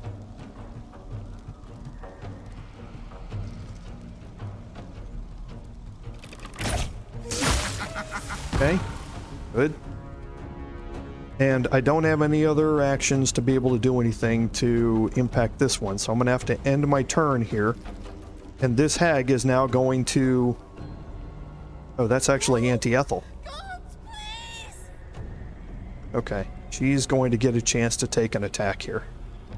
I thought that was another one of her clones, but it's not. It's actually Auntie Ethel. Oh. Cast hold person. Poisoned one. Okay. So now, what you want to do is, we obviously want to kill this Hag here, but we're going to be able to do that with Gale with a magic missile really easily. So you can see if he casts magic missile, just even at level 1, he can reach that Hag without a problem. Can't reach... Oh, we can reach this one. Outstanding. Okay, so he'll be able to kill this Hag, and all we need to do is cause 1 point of damage.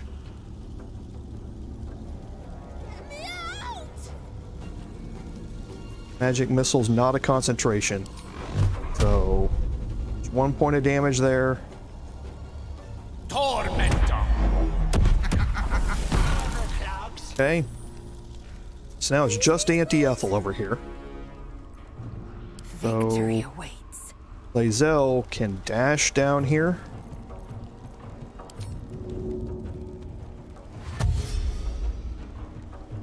Get all the way down here.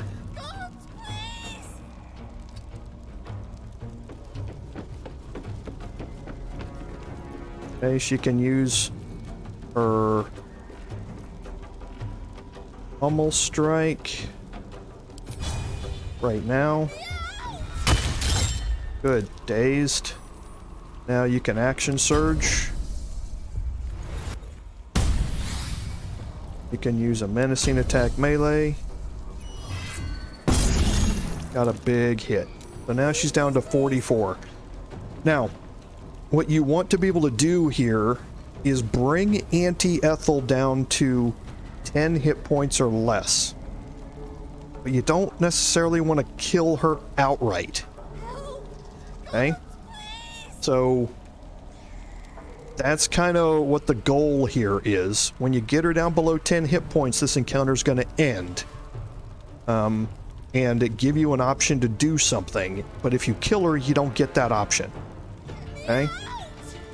So the cage is still burning, but it's gonna be okay. It's gonna be fine. On my next turn, I'll have Gale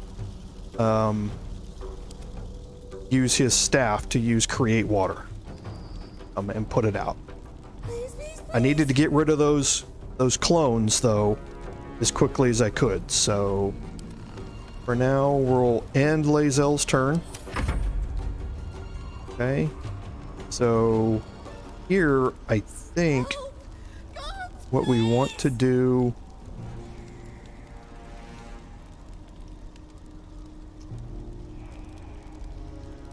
I want to try and end this.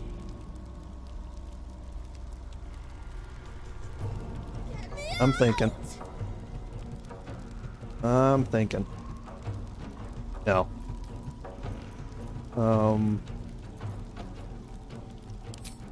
We're gonna cast silence. Please, please, please.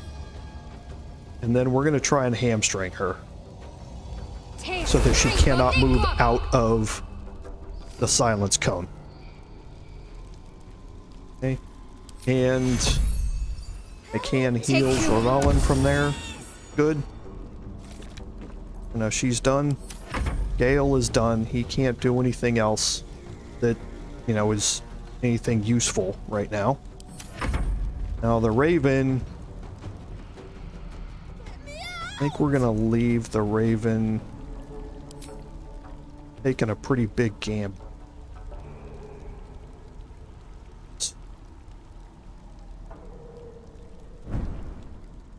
Please, please, please. Okay. We'll see how this works out. Help! God, please. Okay, now I want to... Oh, I don't have any level 1 spell slots left.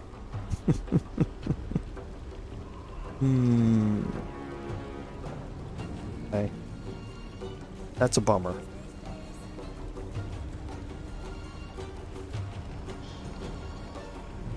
Okay. Yeah, that kind of throws some stuff out of whack.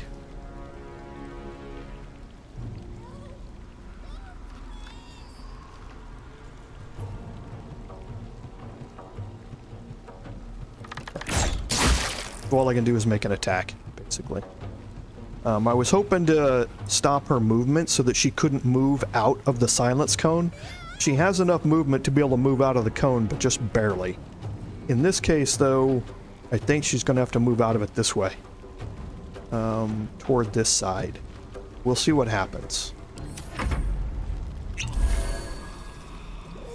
Okay, so she healed. And she just went for a melee attack. That's perfect. Okay. So what we are going to do is get Gale here to cast Create Water on the cage. Okay. So now he can't do anything else with his turn, but that's perfectly fine. So she's got 50 hit points, so we can go ahead and do another menacing attack melee here without worrying about killing her.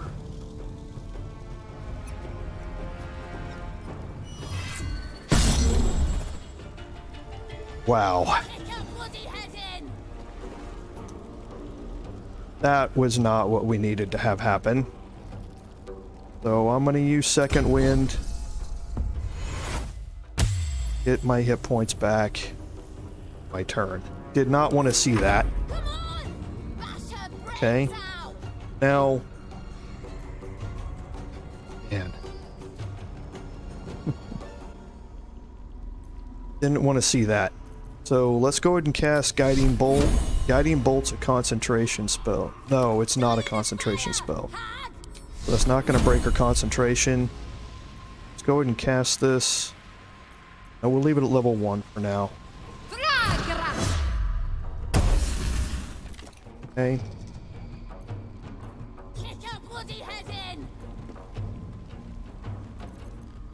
That'll end her turn. I'm actually going to use... That's a level 2 spell slot. I don't want to use that last spell slot. I want to keep one more silence, just in case. Okay, and there's nothing else that Gale can do from this point. Okay, so we'll try and rend vision again. Blinded, good. And turn.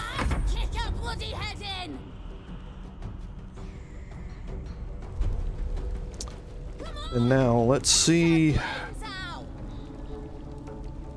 31.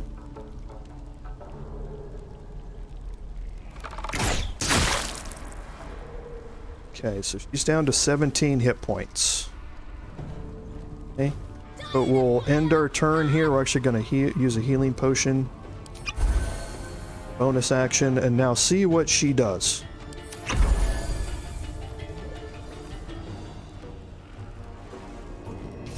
Perfect, just went for another melee hit. That's good. Melee hits are good. She's not casting spells. Her spells are what's dangerous. So that silence, keeping her in the silence bubble is a very, very good thing. So a 42% chance to hit here. Cantrip's got 55. Guiding bolt could kill her, so I don't want that to happen. Okay, so she's down to 20.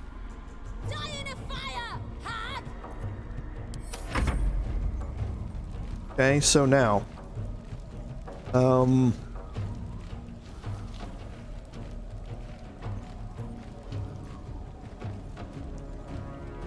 disadvantage because it's too close. I just don't want, because it's 7 to 20. She could kill here. Let's see if Gale can cast magic missile here or not. Nope, it's too far. She moved around to the back. See if he can move here. He cast it now? Ah, he can. Okay. So each one is 2 to 5. I cast this at level 2. That's 4 projectiles. I'm not gonna kill her with this.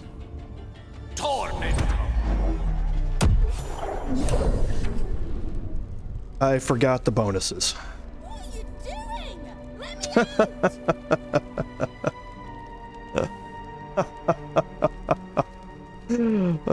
Yes, I forgot the bonus +1s that he gets on every one of those projectiles. I should have just cast it at level 1.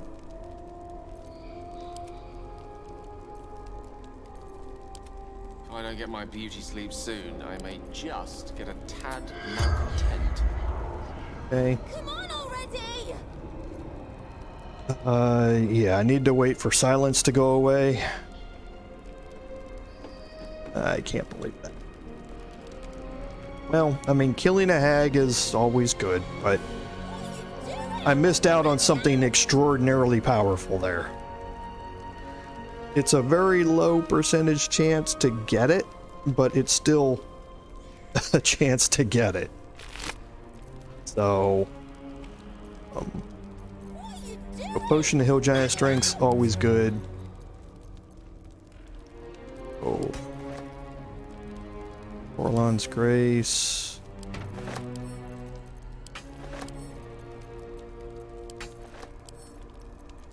Get me out of here!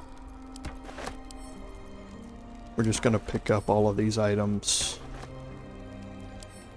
Spell Thief is really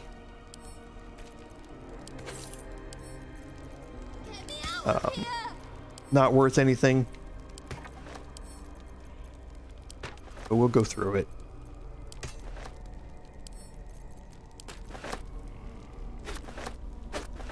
Okay. That cleans her out. So we're gonna break the silence here. give up And now we're gonna cast In nocte Speak with the Dead on her.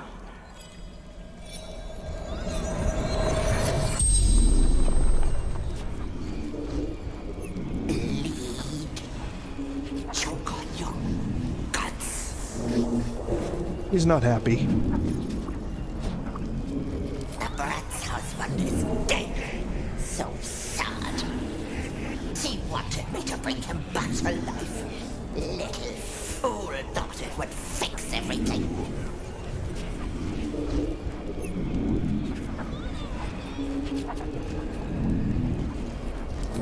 One, the girl, wanted her babe, was going to eat it and make a hag daughter.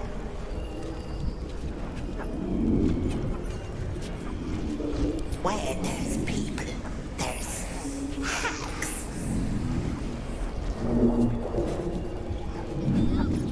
In my workroom.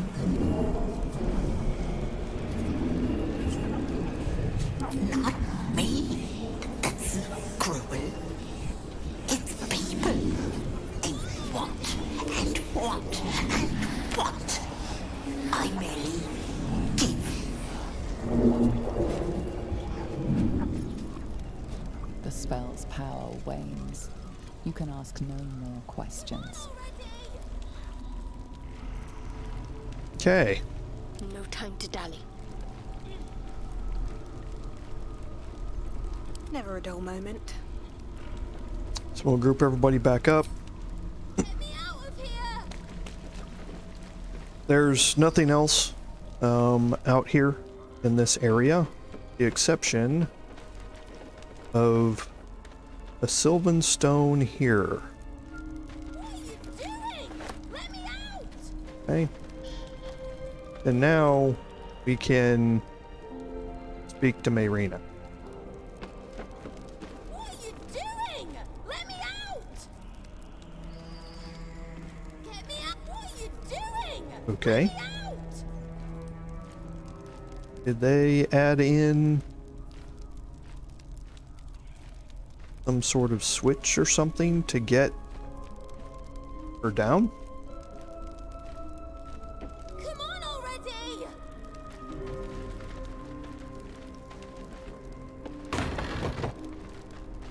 Interesting. If they did.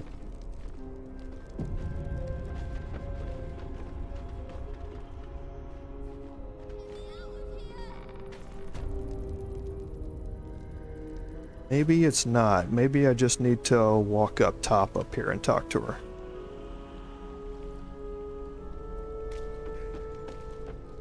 Get me out of here!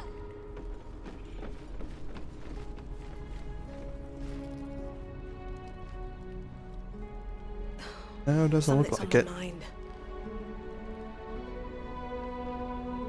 Come on already! Ah.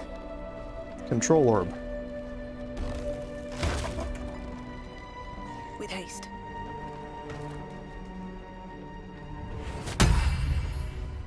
I'm so stupid. How could I have trusted her? I almost gave that monster my child.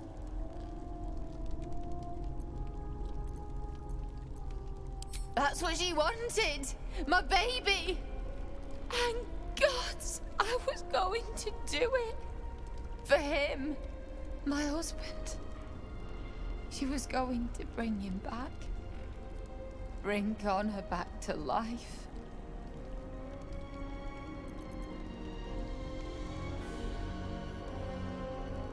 Connor would have done anything to save me. I had to do the same. I just wanted everything back. Back the way it was. It's my own fault for letting her. Look. I don't like owing people. Here. This socket is worth some coin.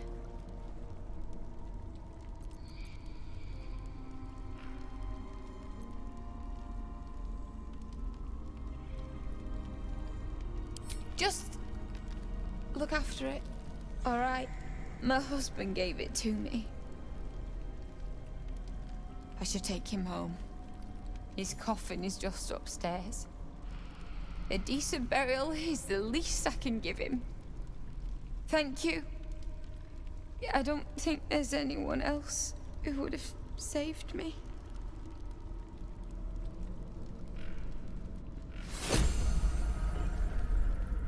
Okay.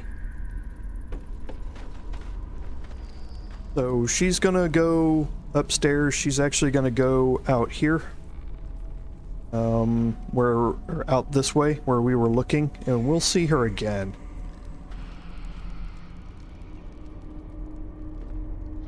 This is the Hag's workshop, where she said her valuables were, and there are valuables in here. Kind of go around and just look. There are a bunch of camp supplies. Strange looking stuff. Is that something you'd want, Gale? I think you're onto something. Okay, so there's a staff here that looks like it meets Gale's requirements for a magical item. So we'll read these two letters. Potion of Speed, the Ever-Seeing Eye, Bitter Divorce. We're gonna go through these as we go. There's a wicker chest here. Another potion of greater healing, another potion of speed, always useful. Then we have a bunch of potions over here. There used to be better descriptions about what these did prior to patch 8. Patch 7 had much better descriptions. You could tell what they did. But you can look at some of the turns on these. This lasts for 50 turns, until long rest, 5 turns, until long rest. Okay, 50 turns. At the end of the day, all of these potions are bad except for one, and I honestly can't remember which one it is, but even so, it's not something I would use. So, I tend to not even pick them up anymore. I just leave them there. They all have, like I say, pretty bad effects for the most part. So into the heavy chest, bunch of rings.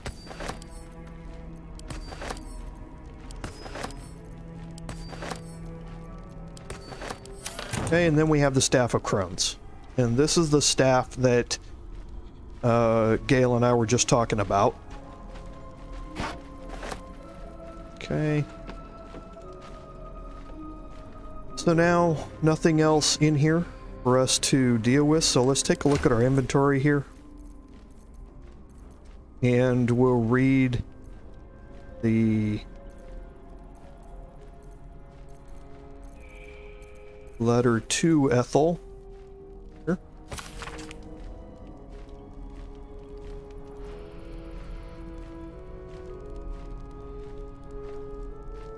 Okay.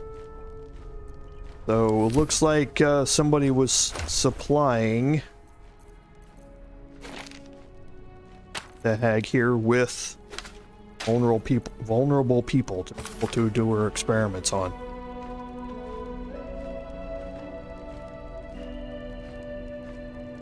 Okay. So again, hags, even in the tabletop, the true monster compendium, they're just bad. They are just bad things to do. So clear up some of our inventory with these items to send to camp. Okay.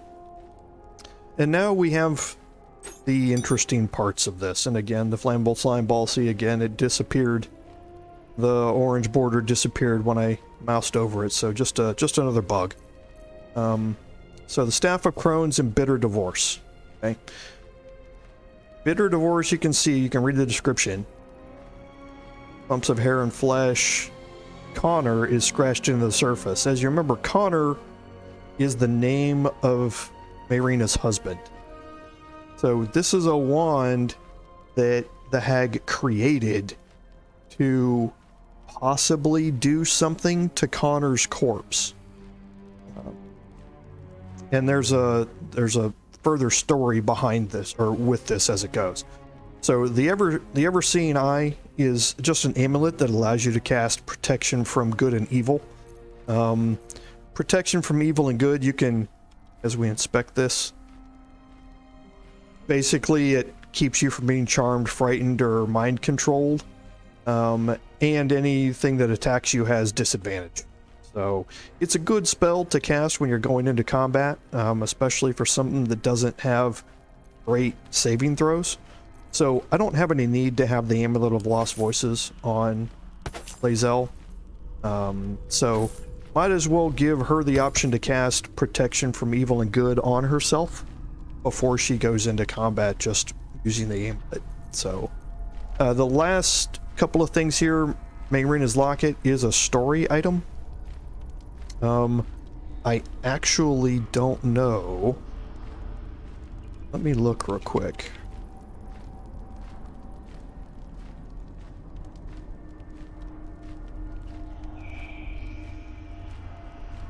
And see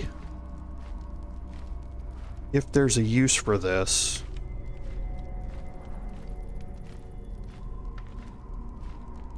In the early access.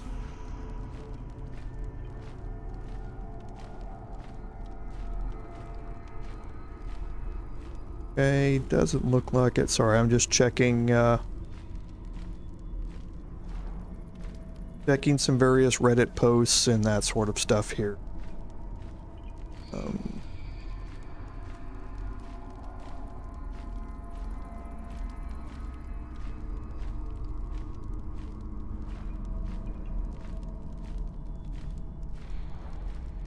Okay.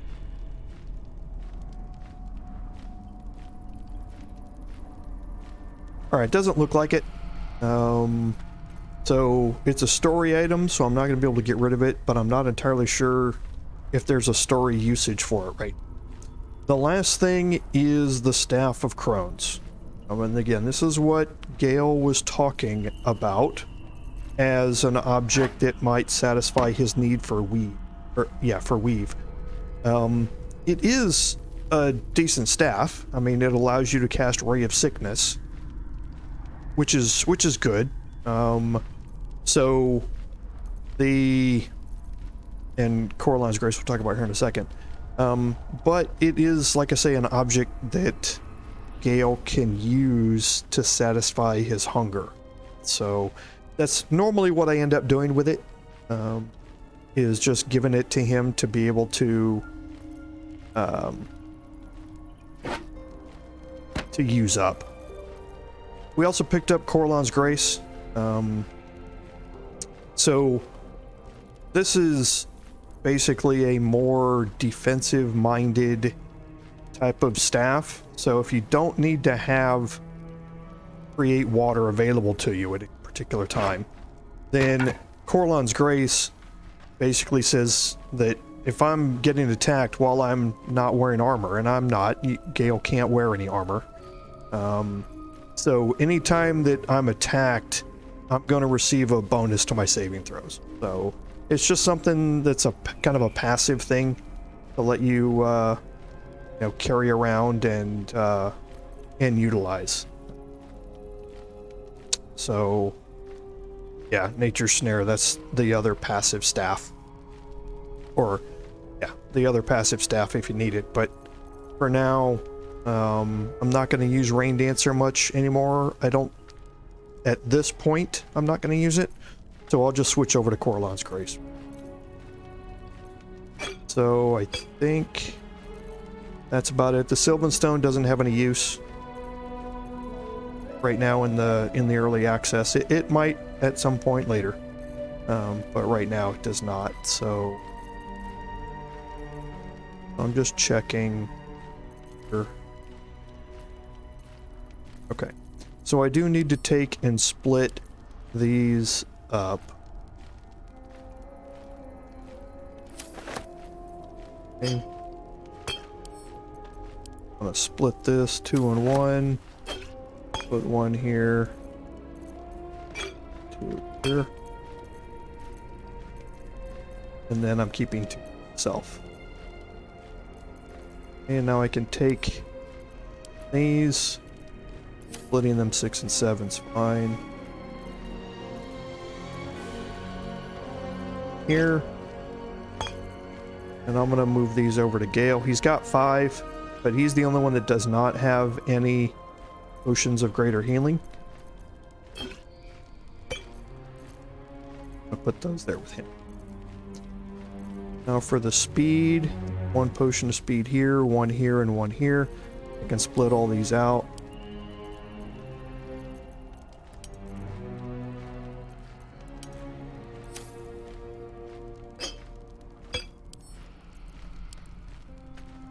Split, split. That here, it here, deck it here. Okay. The potion of poison resistances, again, are good to split.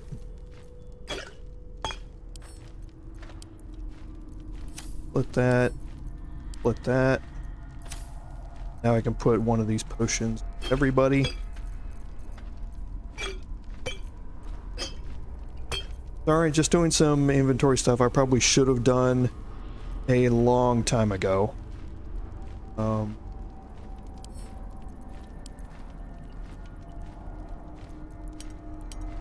Let's split this 6 and 2. I want to split these 2 and 4, move 2 antitoxins here, split these in half, leave 2 there, move 2 here.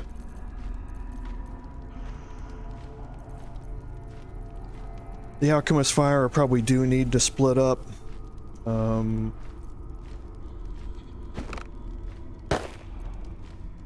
clear up some of her carry weight here.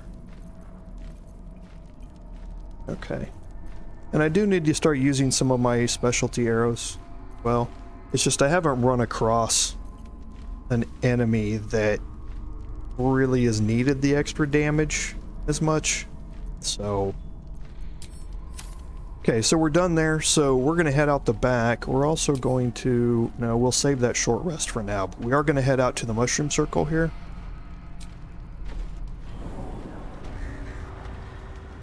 Okay, and this is that area that you saw previously.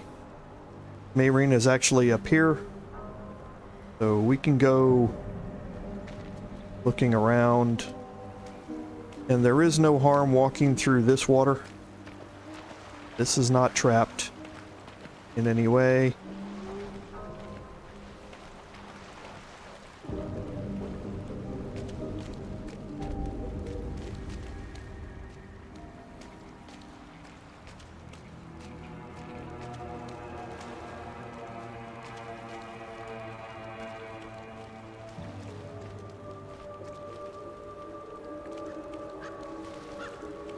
Okay, so doesn't look like there's anything to see down here.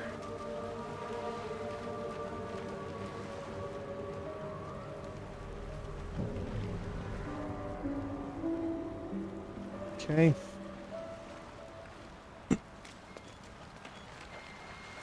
Now you see we still have a quest icon for Mayrina. So go look at our quest log here. So we did remove the parasite, but that was just because Auntie Ethel died.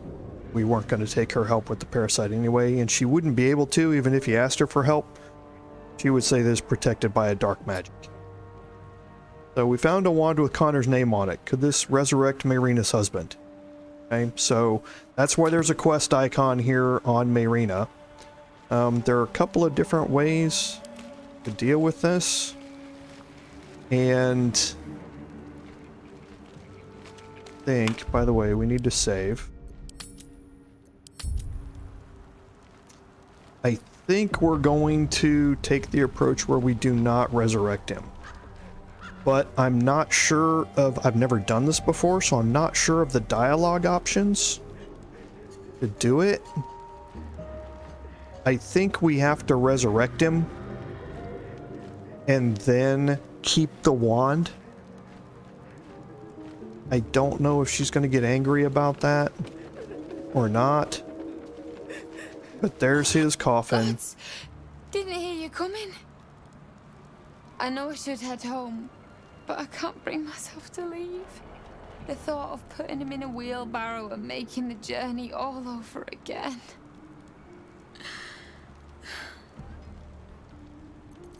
Okay, so I think I have to do this. What? You can? You feel a surge of power from the wand. The air suddenly tastes acrid. It wants to be used. Bring it back! Bring Connor back! Please!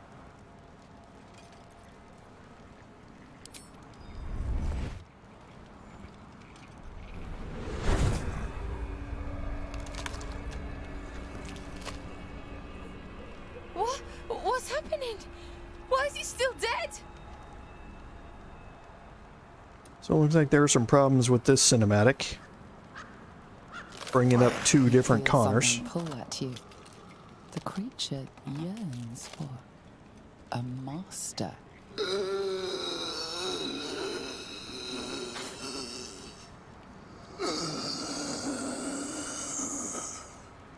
What have you done to him?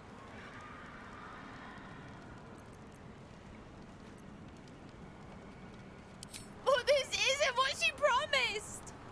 I wanted him back the way he was, not this.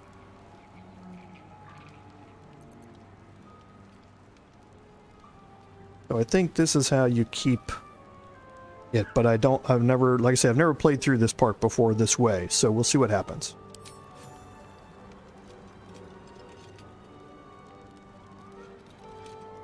You bastard! Give him back! I thought you were going to help! I thought... Okay. So that did upset her. So maybe that wasn't the item, but now you can see that the item changed into something called second marriage. So now whenever you use this item, you can summon Connor.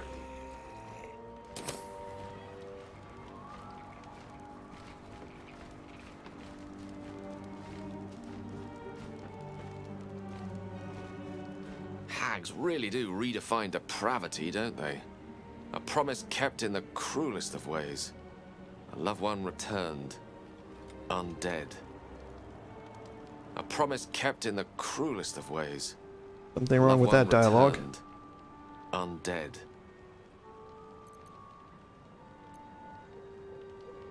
A nature that, as far as I'm concerned, deserves to go extinct. As does that abhorrent thing once man. For God's sakes, let his eternal sleep be free of this undead nightmare. Okay. So, like I said, I've never used this before.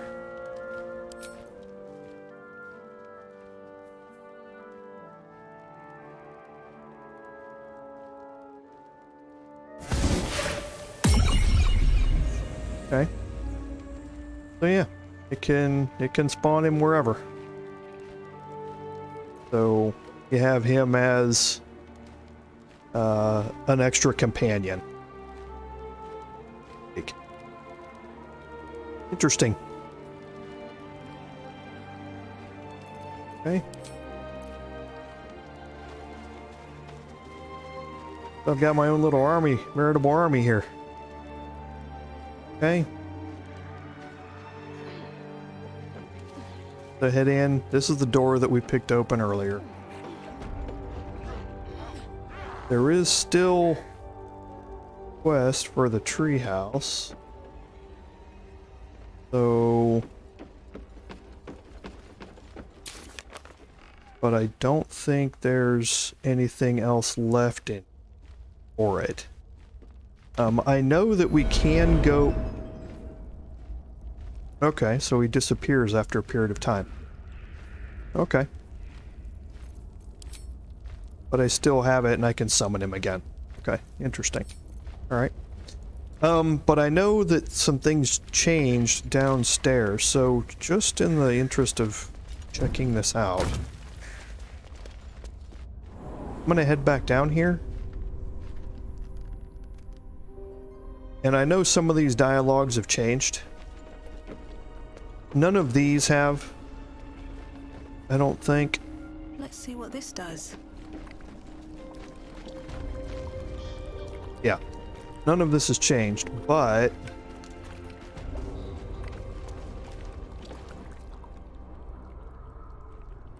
Lauren is...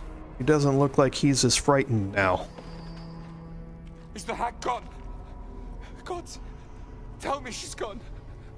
Oh, please. May she burn in the 9 hells. The things she did. The things she made me do. Vile. Disgusting. Good gods. You're the one. The Mind Flayer.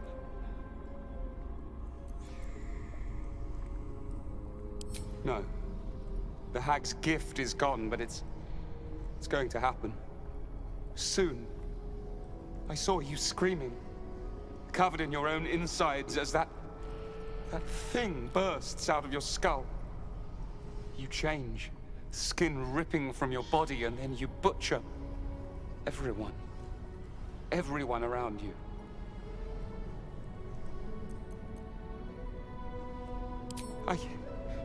I don't know. It could be a 10-day. Could be any moment. I can't do this. You're too dangerous. I'm sorry. Okay. So now Lauren's been rescued. Anyway. So let's go ahead and head back up. Because there is nothing else down below in her chamber. We know that for sure.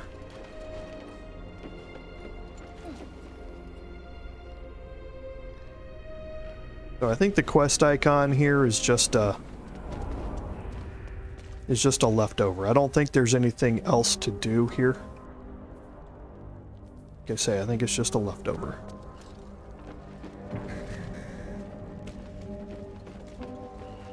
Okay.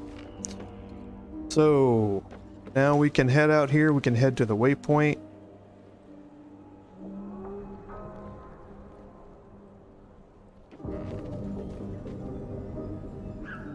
And we've got a little bit of time left. I think we can confront Kaga. Let's go to Sylvanus' Grove. Okay, we'll head in here. Should be able to utilize our last short rest. Get everybody back up to speed. Let's go confront Kaga. And this should take us through to the end of the stream. So we're going to head down to the grove down here.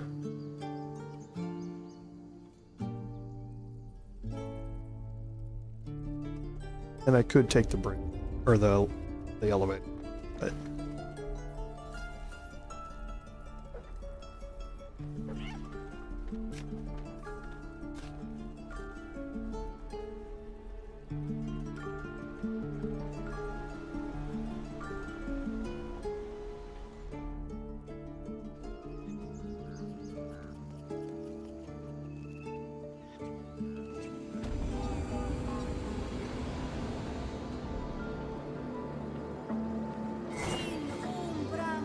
Okay, and inside here is where we're going to find Kaga.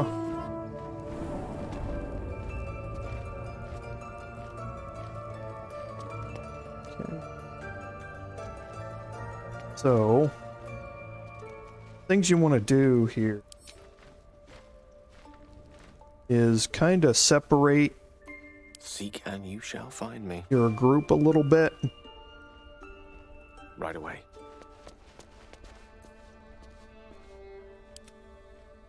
Fine. Gonna move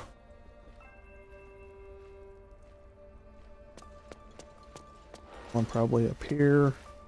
And we're going to initiate this encounter with Lae'zel. I think.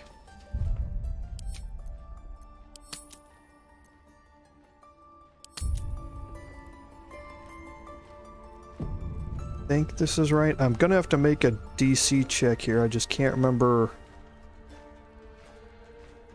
which one it is. Go on. Say it. You think I'm a monster?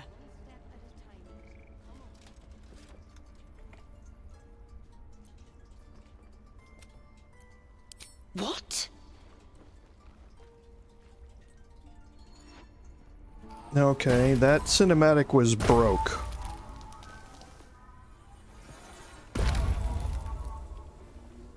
Because normally there's a dialogue there that lets you confront her and say that you know that she's working with the Shadow Druids.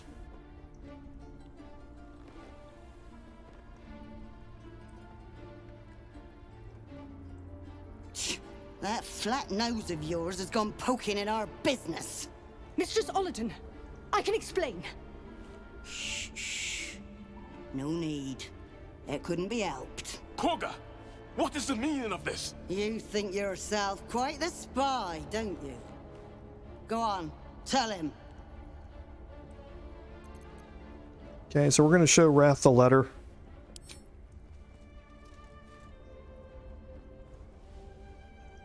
What's in there? Cloakwood? Kagha, have you lost your mind? Halsin is weak, Wrath. But in the shadows, we are strong. We are safe. There is no other way.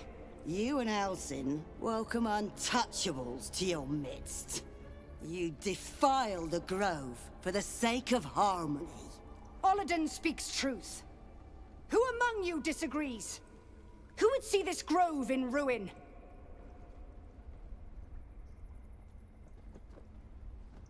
The choice is made. Kagha, burn the tainted away. Start with the snitch. As you say, Ollerton.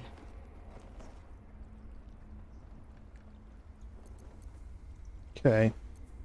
So these are my two options. So it's wisdom based. So it should have been, I should have got this encounter started with my ranger. But this is still my best option here. I think it's a 15. Oh, it's a 13.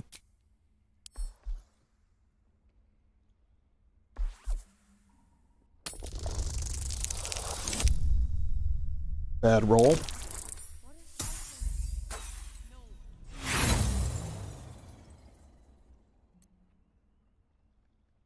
Get out of my mind. Ollerton, strike! We take this grove for the shadows! Okay. So, you have an option there, if you pass that check, for Kagha to not turn on you. She will betray the Shadow Druids. And fight with you. And that's kind of the preferred way I wanted to go about this. I just initiated it with the wrong person. But even with that, even with the right person with that role, I would not have been able to make that work. So, not a whole lot of options here as to how to go about this. So,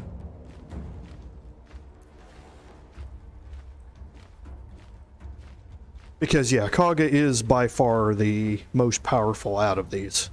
So,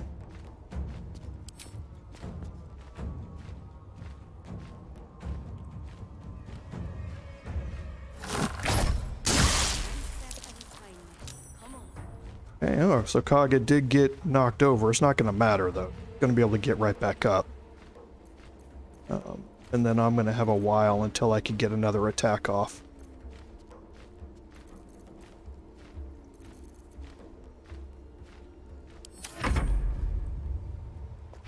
Are dead.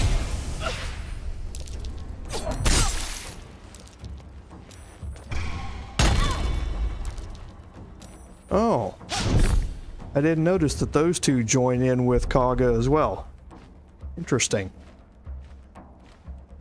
Didn't realize that.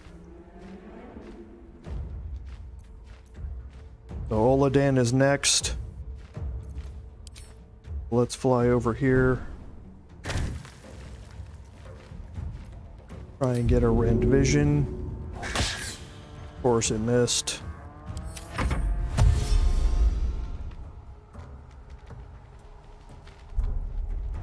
Okay, so now I'm going to cast a next round of silence here.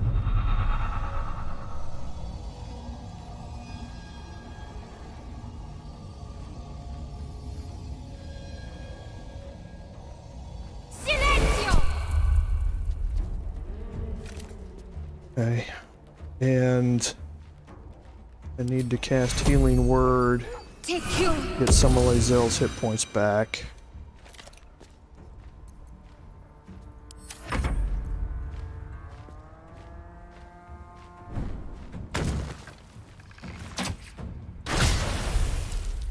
Okay, missed. Good.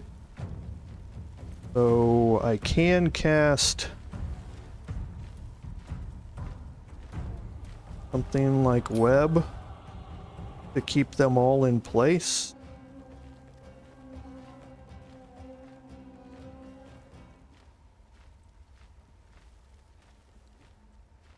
Or I could cast Sleep.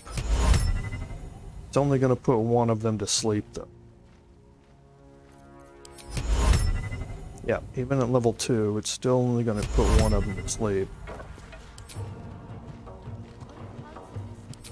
I think I'm best served with a web here.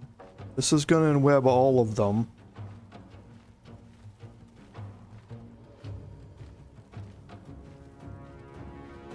Actually, it's probably best if I just...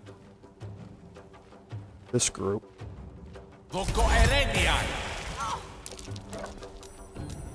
Okay. Forgot about the fire. That just means that they're burning. I'm gonna use... get some health back.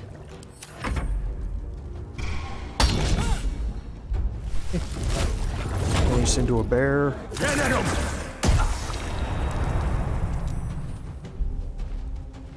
Okay, so now we need to go after Kaga here. There's no doubt.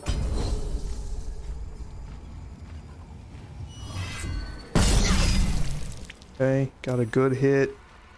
We're gonna do a pommel strike. We're gonna use action surge. We're gonna do another menacing strike here. Okay, good. That got rid of her entirely, knocked her completely out of it.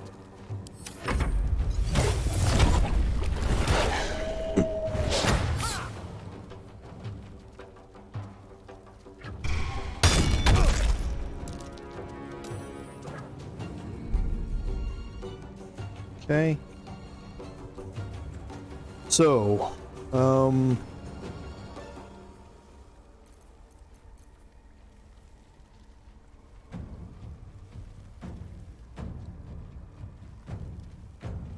his attack is right after mine. Well, I don't have enough to be able to take him out here.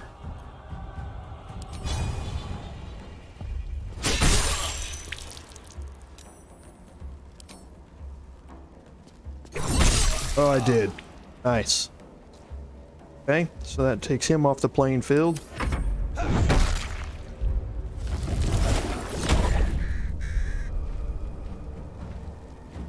So now my Raven. So, got a bear here. The bear I'm not going to be able to do an attack on, so let's just get a blind in here. Good, nice job. Perfect. Okay, so...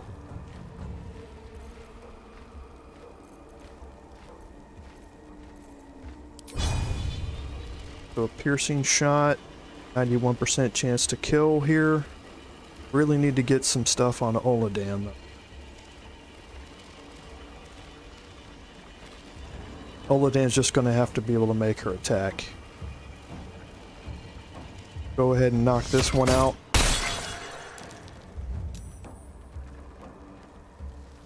Okay. Got a piercing strike, that's good.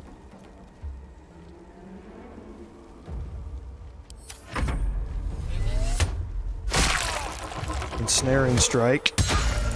And Gale's probably out. Yep. Veneno!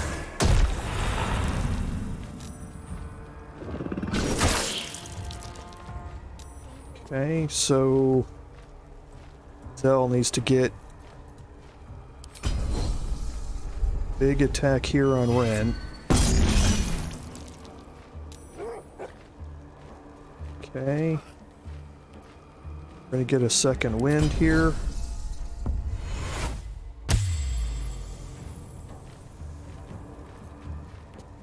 That's it.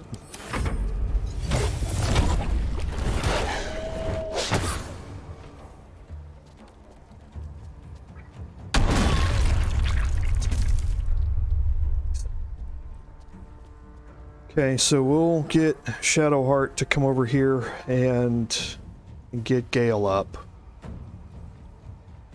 For now, we're just going to do a main hand attack. Oh, she did both attacks. I didn't want that to happen. I should have specified a single one.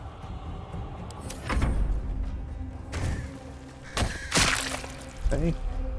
Got a blind in there. Gonna get another blind here, hopefully. Perfect.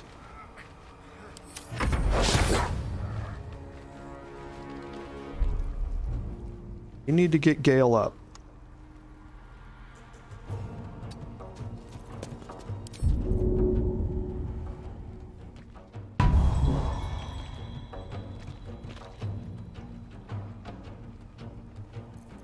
Hey.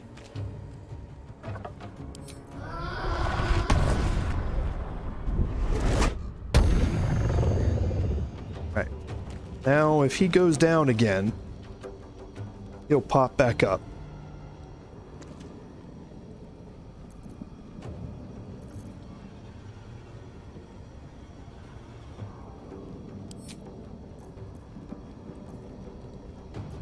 Okay. I think Oladan's gonna go after Gale again. Yep.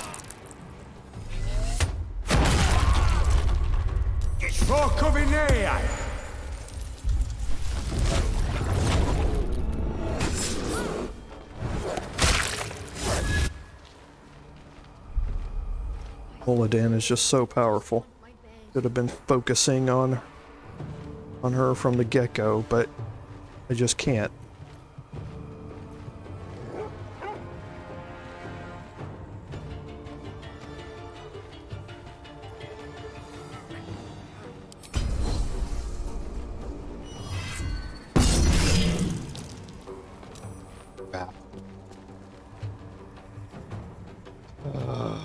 Okay.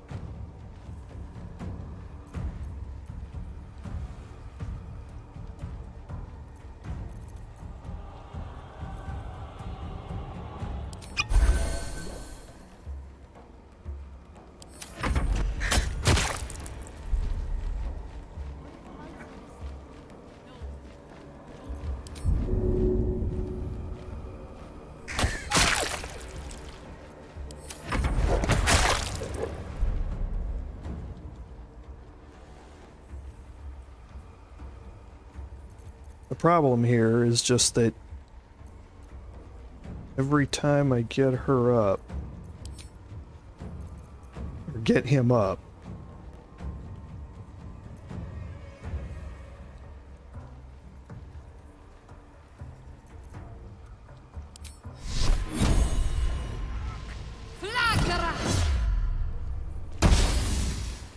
that was my one chance.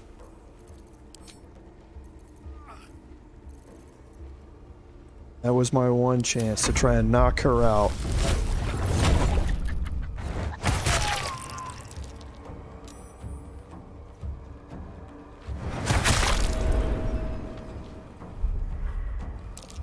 Just too powerful.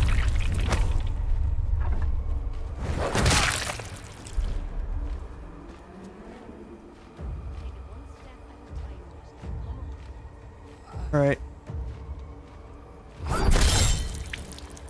One down.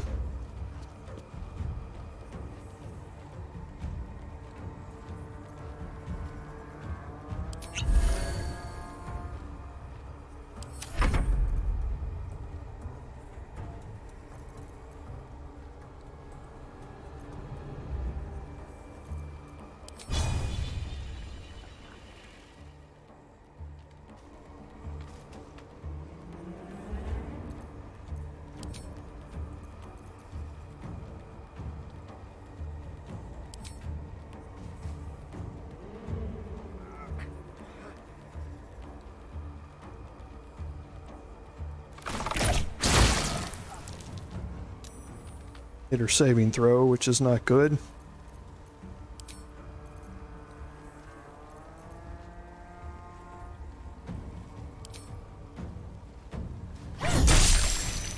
Okay.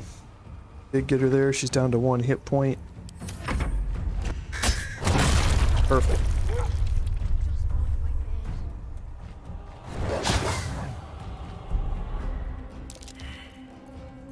Okay, so we're going to help Gale again.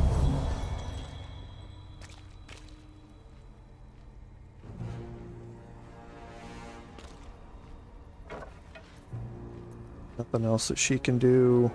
Gone with the weave. So now Gale. Oh yeah, he doesn't have an action now.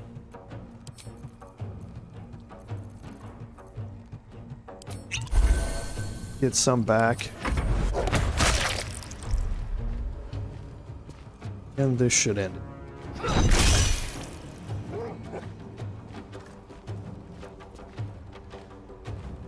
Okay.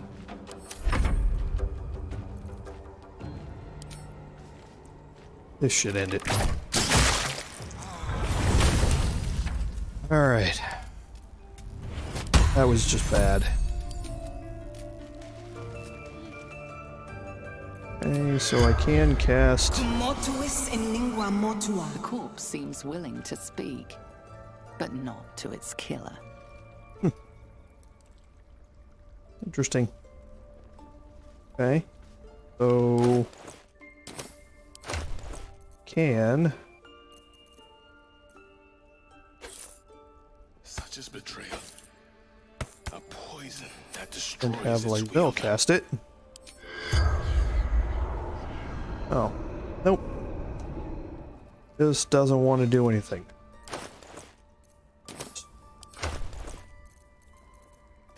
Put that back. This back over here. Okay. So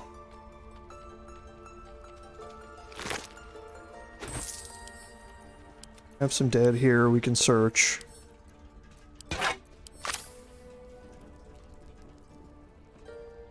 What's hiding here? Take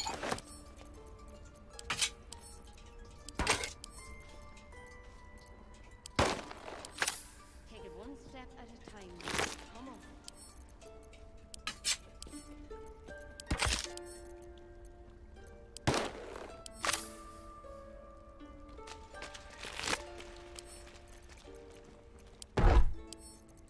I should have seen the signs.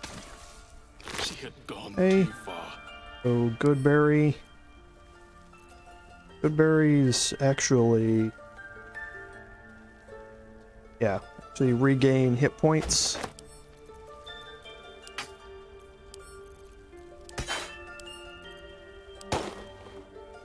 Okay, this is an interesting amulet. Kaga's key, which we don't really need. Okay, and now we can To think Korga had turned to the ways of shadow. Her corruption ran so deep. Yet for her to die like this, under the Tree Father's gaze, perhaps it is justice. If only justice soothed my heart. A grove drenched in blood is no sanctuary at all. Yes, if we'd have been able to Sin would have stopped this. To convince her, she would have then fought against them. But we weren't, we rolled horribly. And I mean horribly. On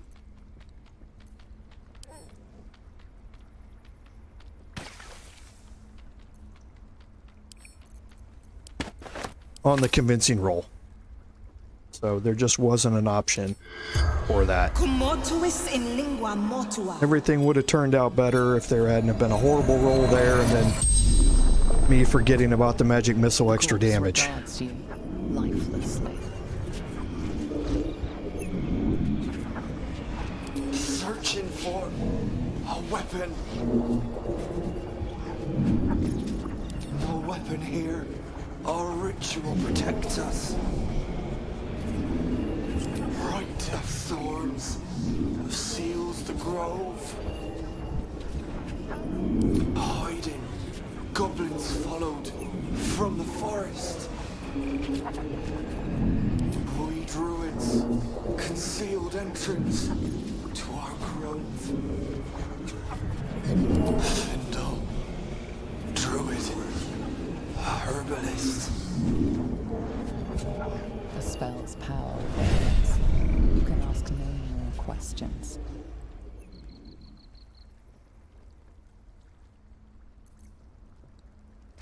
Okay. So, that pretty much finishes up confronting Kaga. So, we defeated the Shadow Druids. It says we need to go report to Zevlor, so I think we've got just enough time to do that. Better not be cursed. Before we end the stream.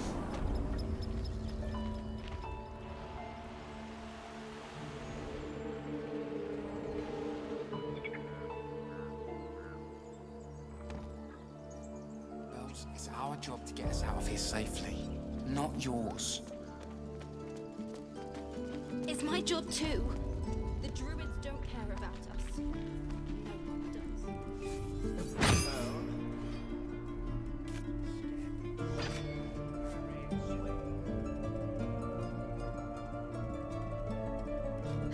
Have to keep going. Give it back, kid. I already told you I don't have it! How stupid are you? What will we do for work when we get to the city? Whatever. Okay, so we'll go in here. Tell Zevlor about what happened. When we get to Baldur's Gate, where are we enlisting? I'm done soldiering, Tilly. I'd like a clean start. But go with the watch. You're too honest to be a mercenary. Seems like a good moment to talk. I'm told the druids have stopped their damn chanting. What happened? Truly, I'm sorry it had to come to this. But she left us with no choice. Thank you. We still have the goblins to contend with, but you've given us time to prepare. I need to ensure my people make the most of it. But here, left over from my soldiering days. It's sparse thanks for what you've done for us, but gods and goblins willing, I won't need it again. If you can clear the road of goblins, as you say, I'll ensure a reward is gathered for you. Okay, so that completes the Investigate Kaga quest. And we also received the Hellrider's Pride item. So, looking at that, it's a set of gloves. When you heal another creature, that creature gains resistance to bludgeoning, piercing, and slashing damage. So, the person who heals people around here is Shadowheart. So that's just a straight upgrade for her gloves.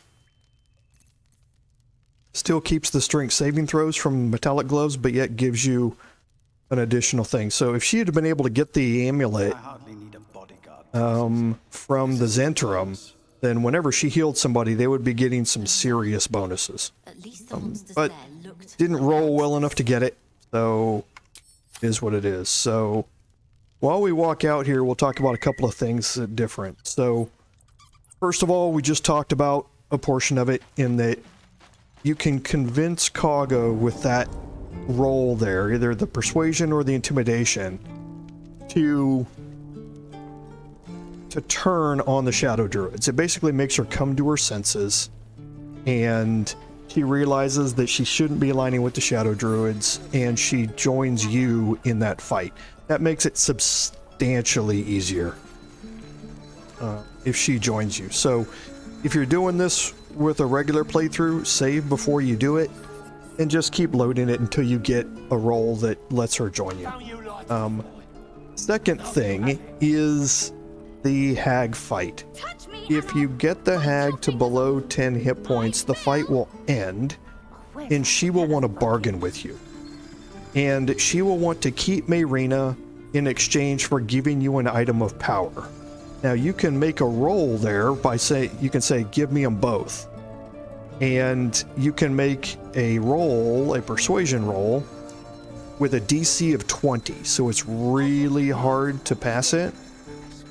But if you pass it, then you get an item called the Hag's Hair. And if you eat it, whoever eats it, they can increase any ability score by 1. So it's a very powerful item. If you just say, give me the power item, she'll just give you the Hag's Hair. She will leave with Mayrina. So you don't get to save her, but you do get the Hag's Hair, and you can increase an ability score by 1 for any of your characters. So, two things that, obviously, because I'm not doing a load and then reload and reload again playthrough, I missed out on here. But for you, you don't have to necessarily miss out on those things. So just keep that in mind while you're going through those fights.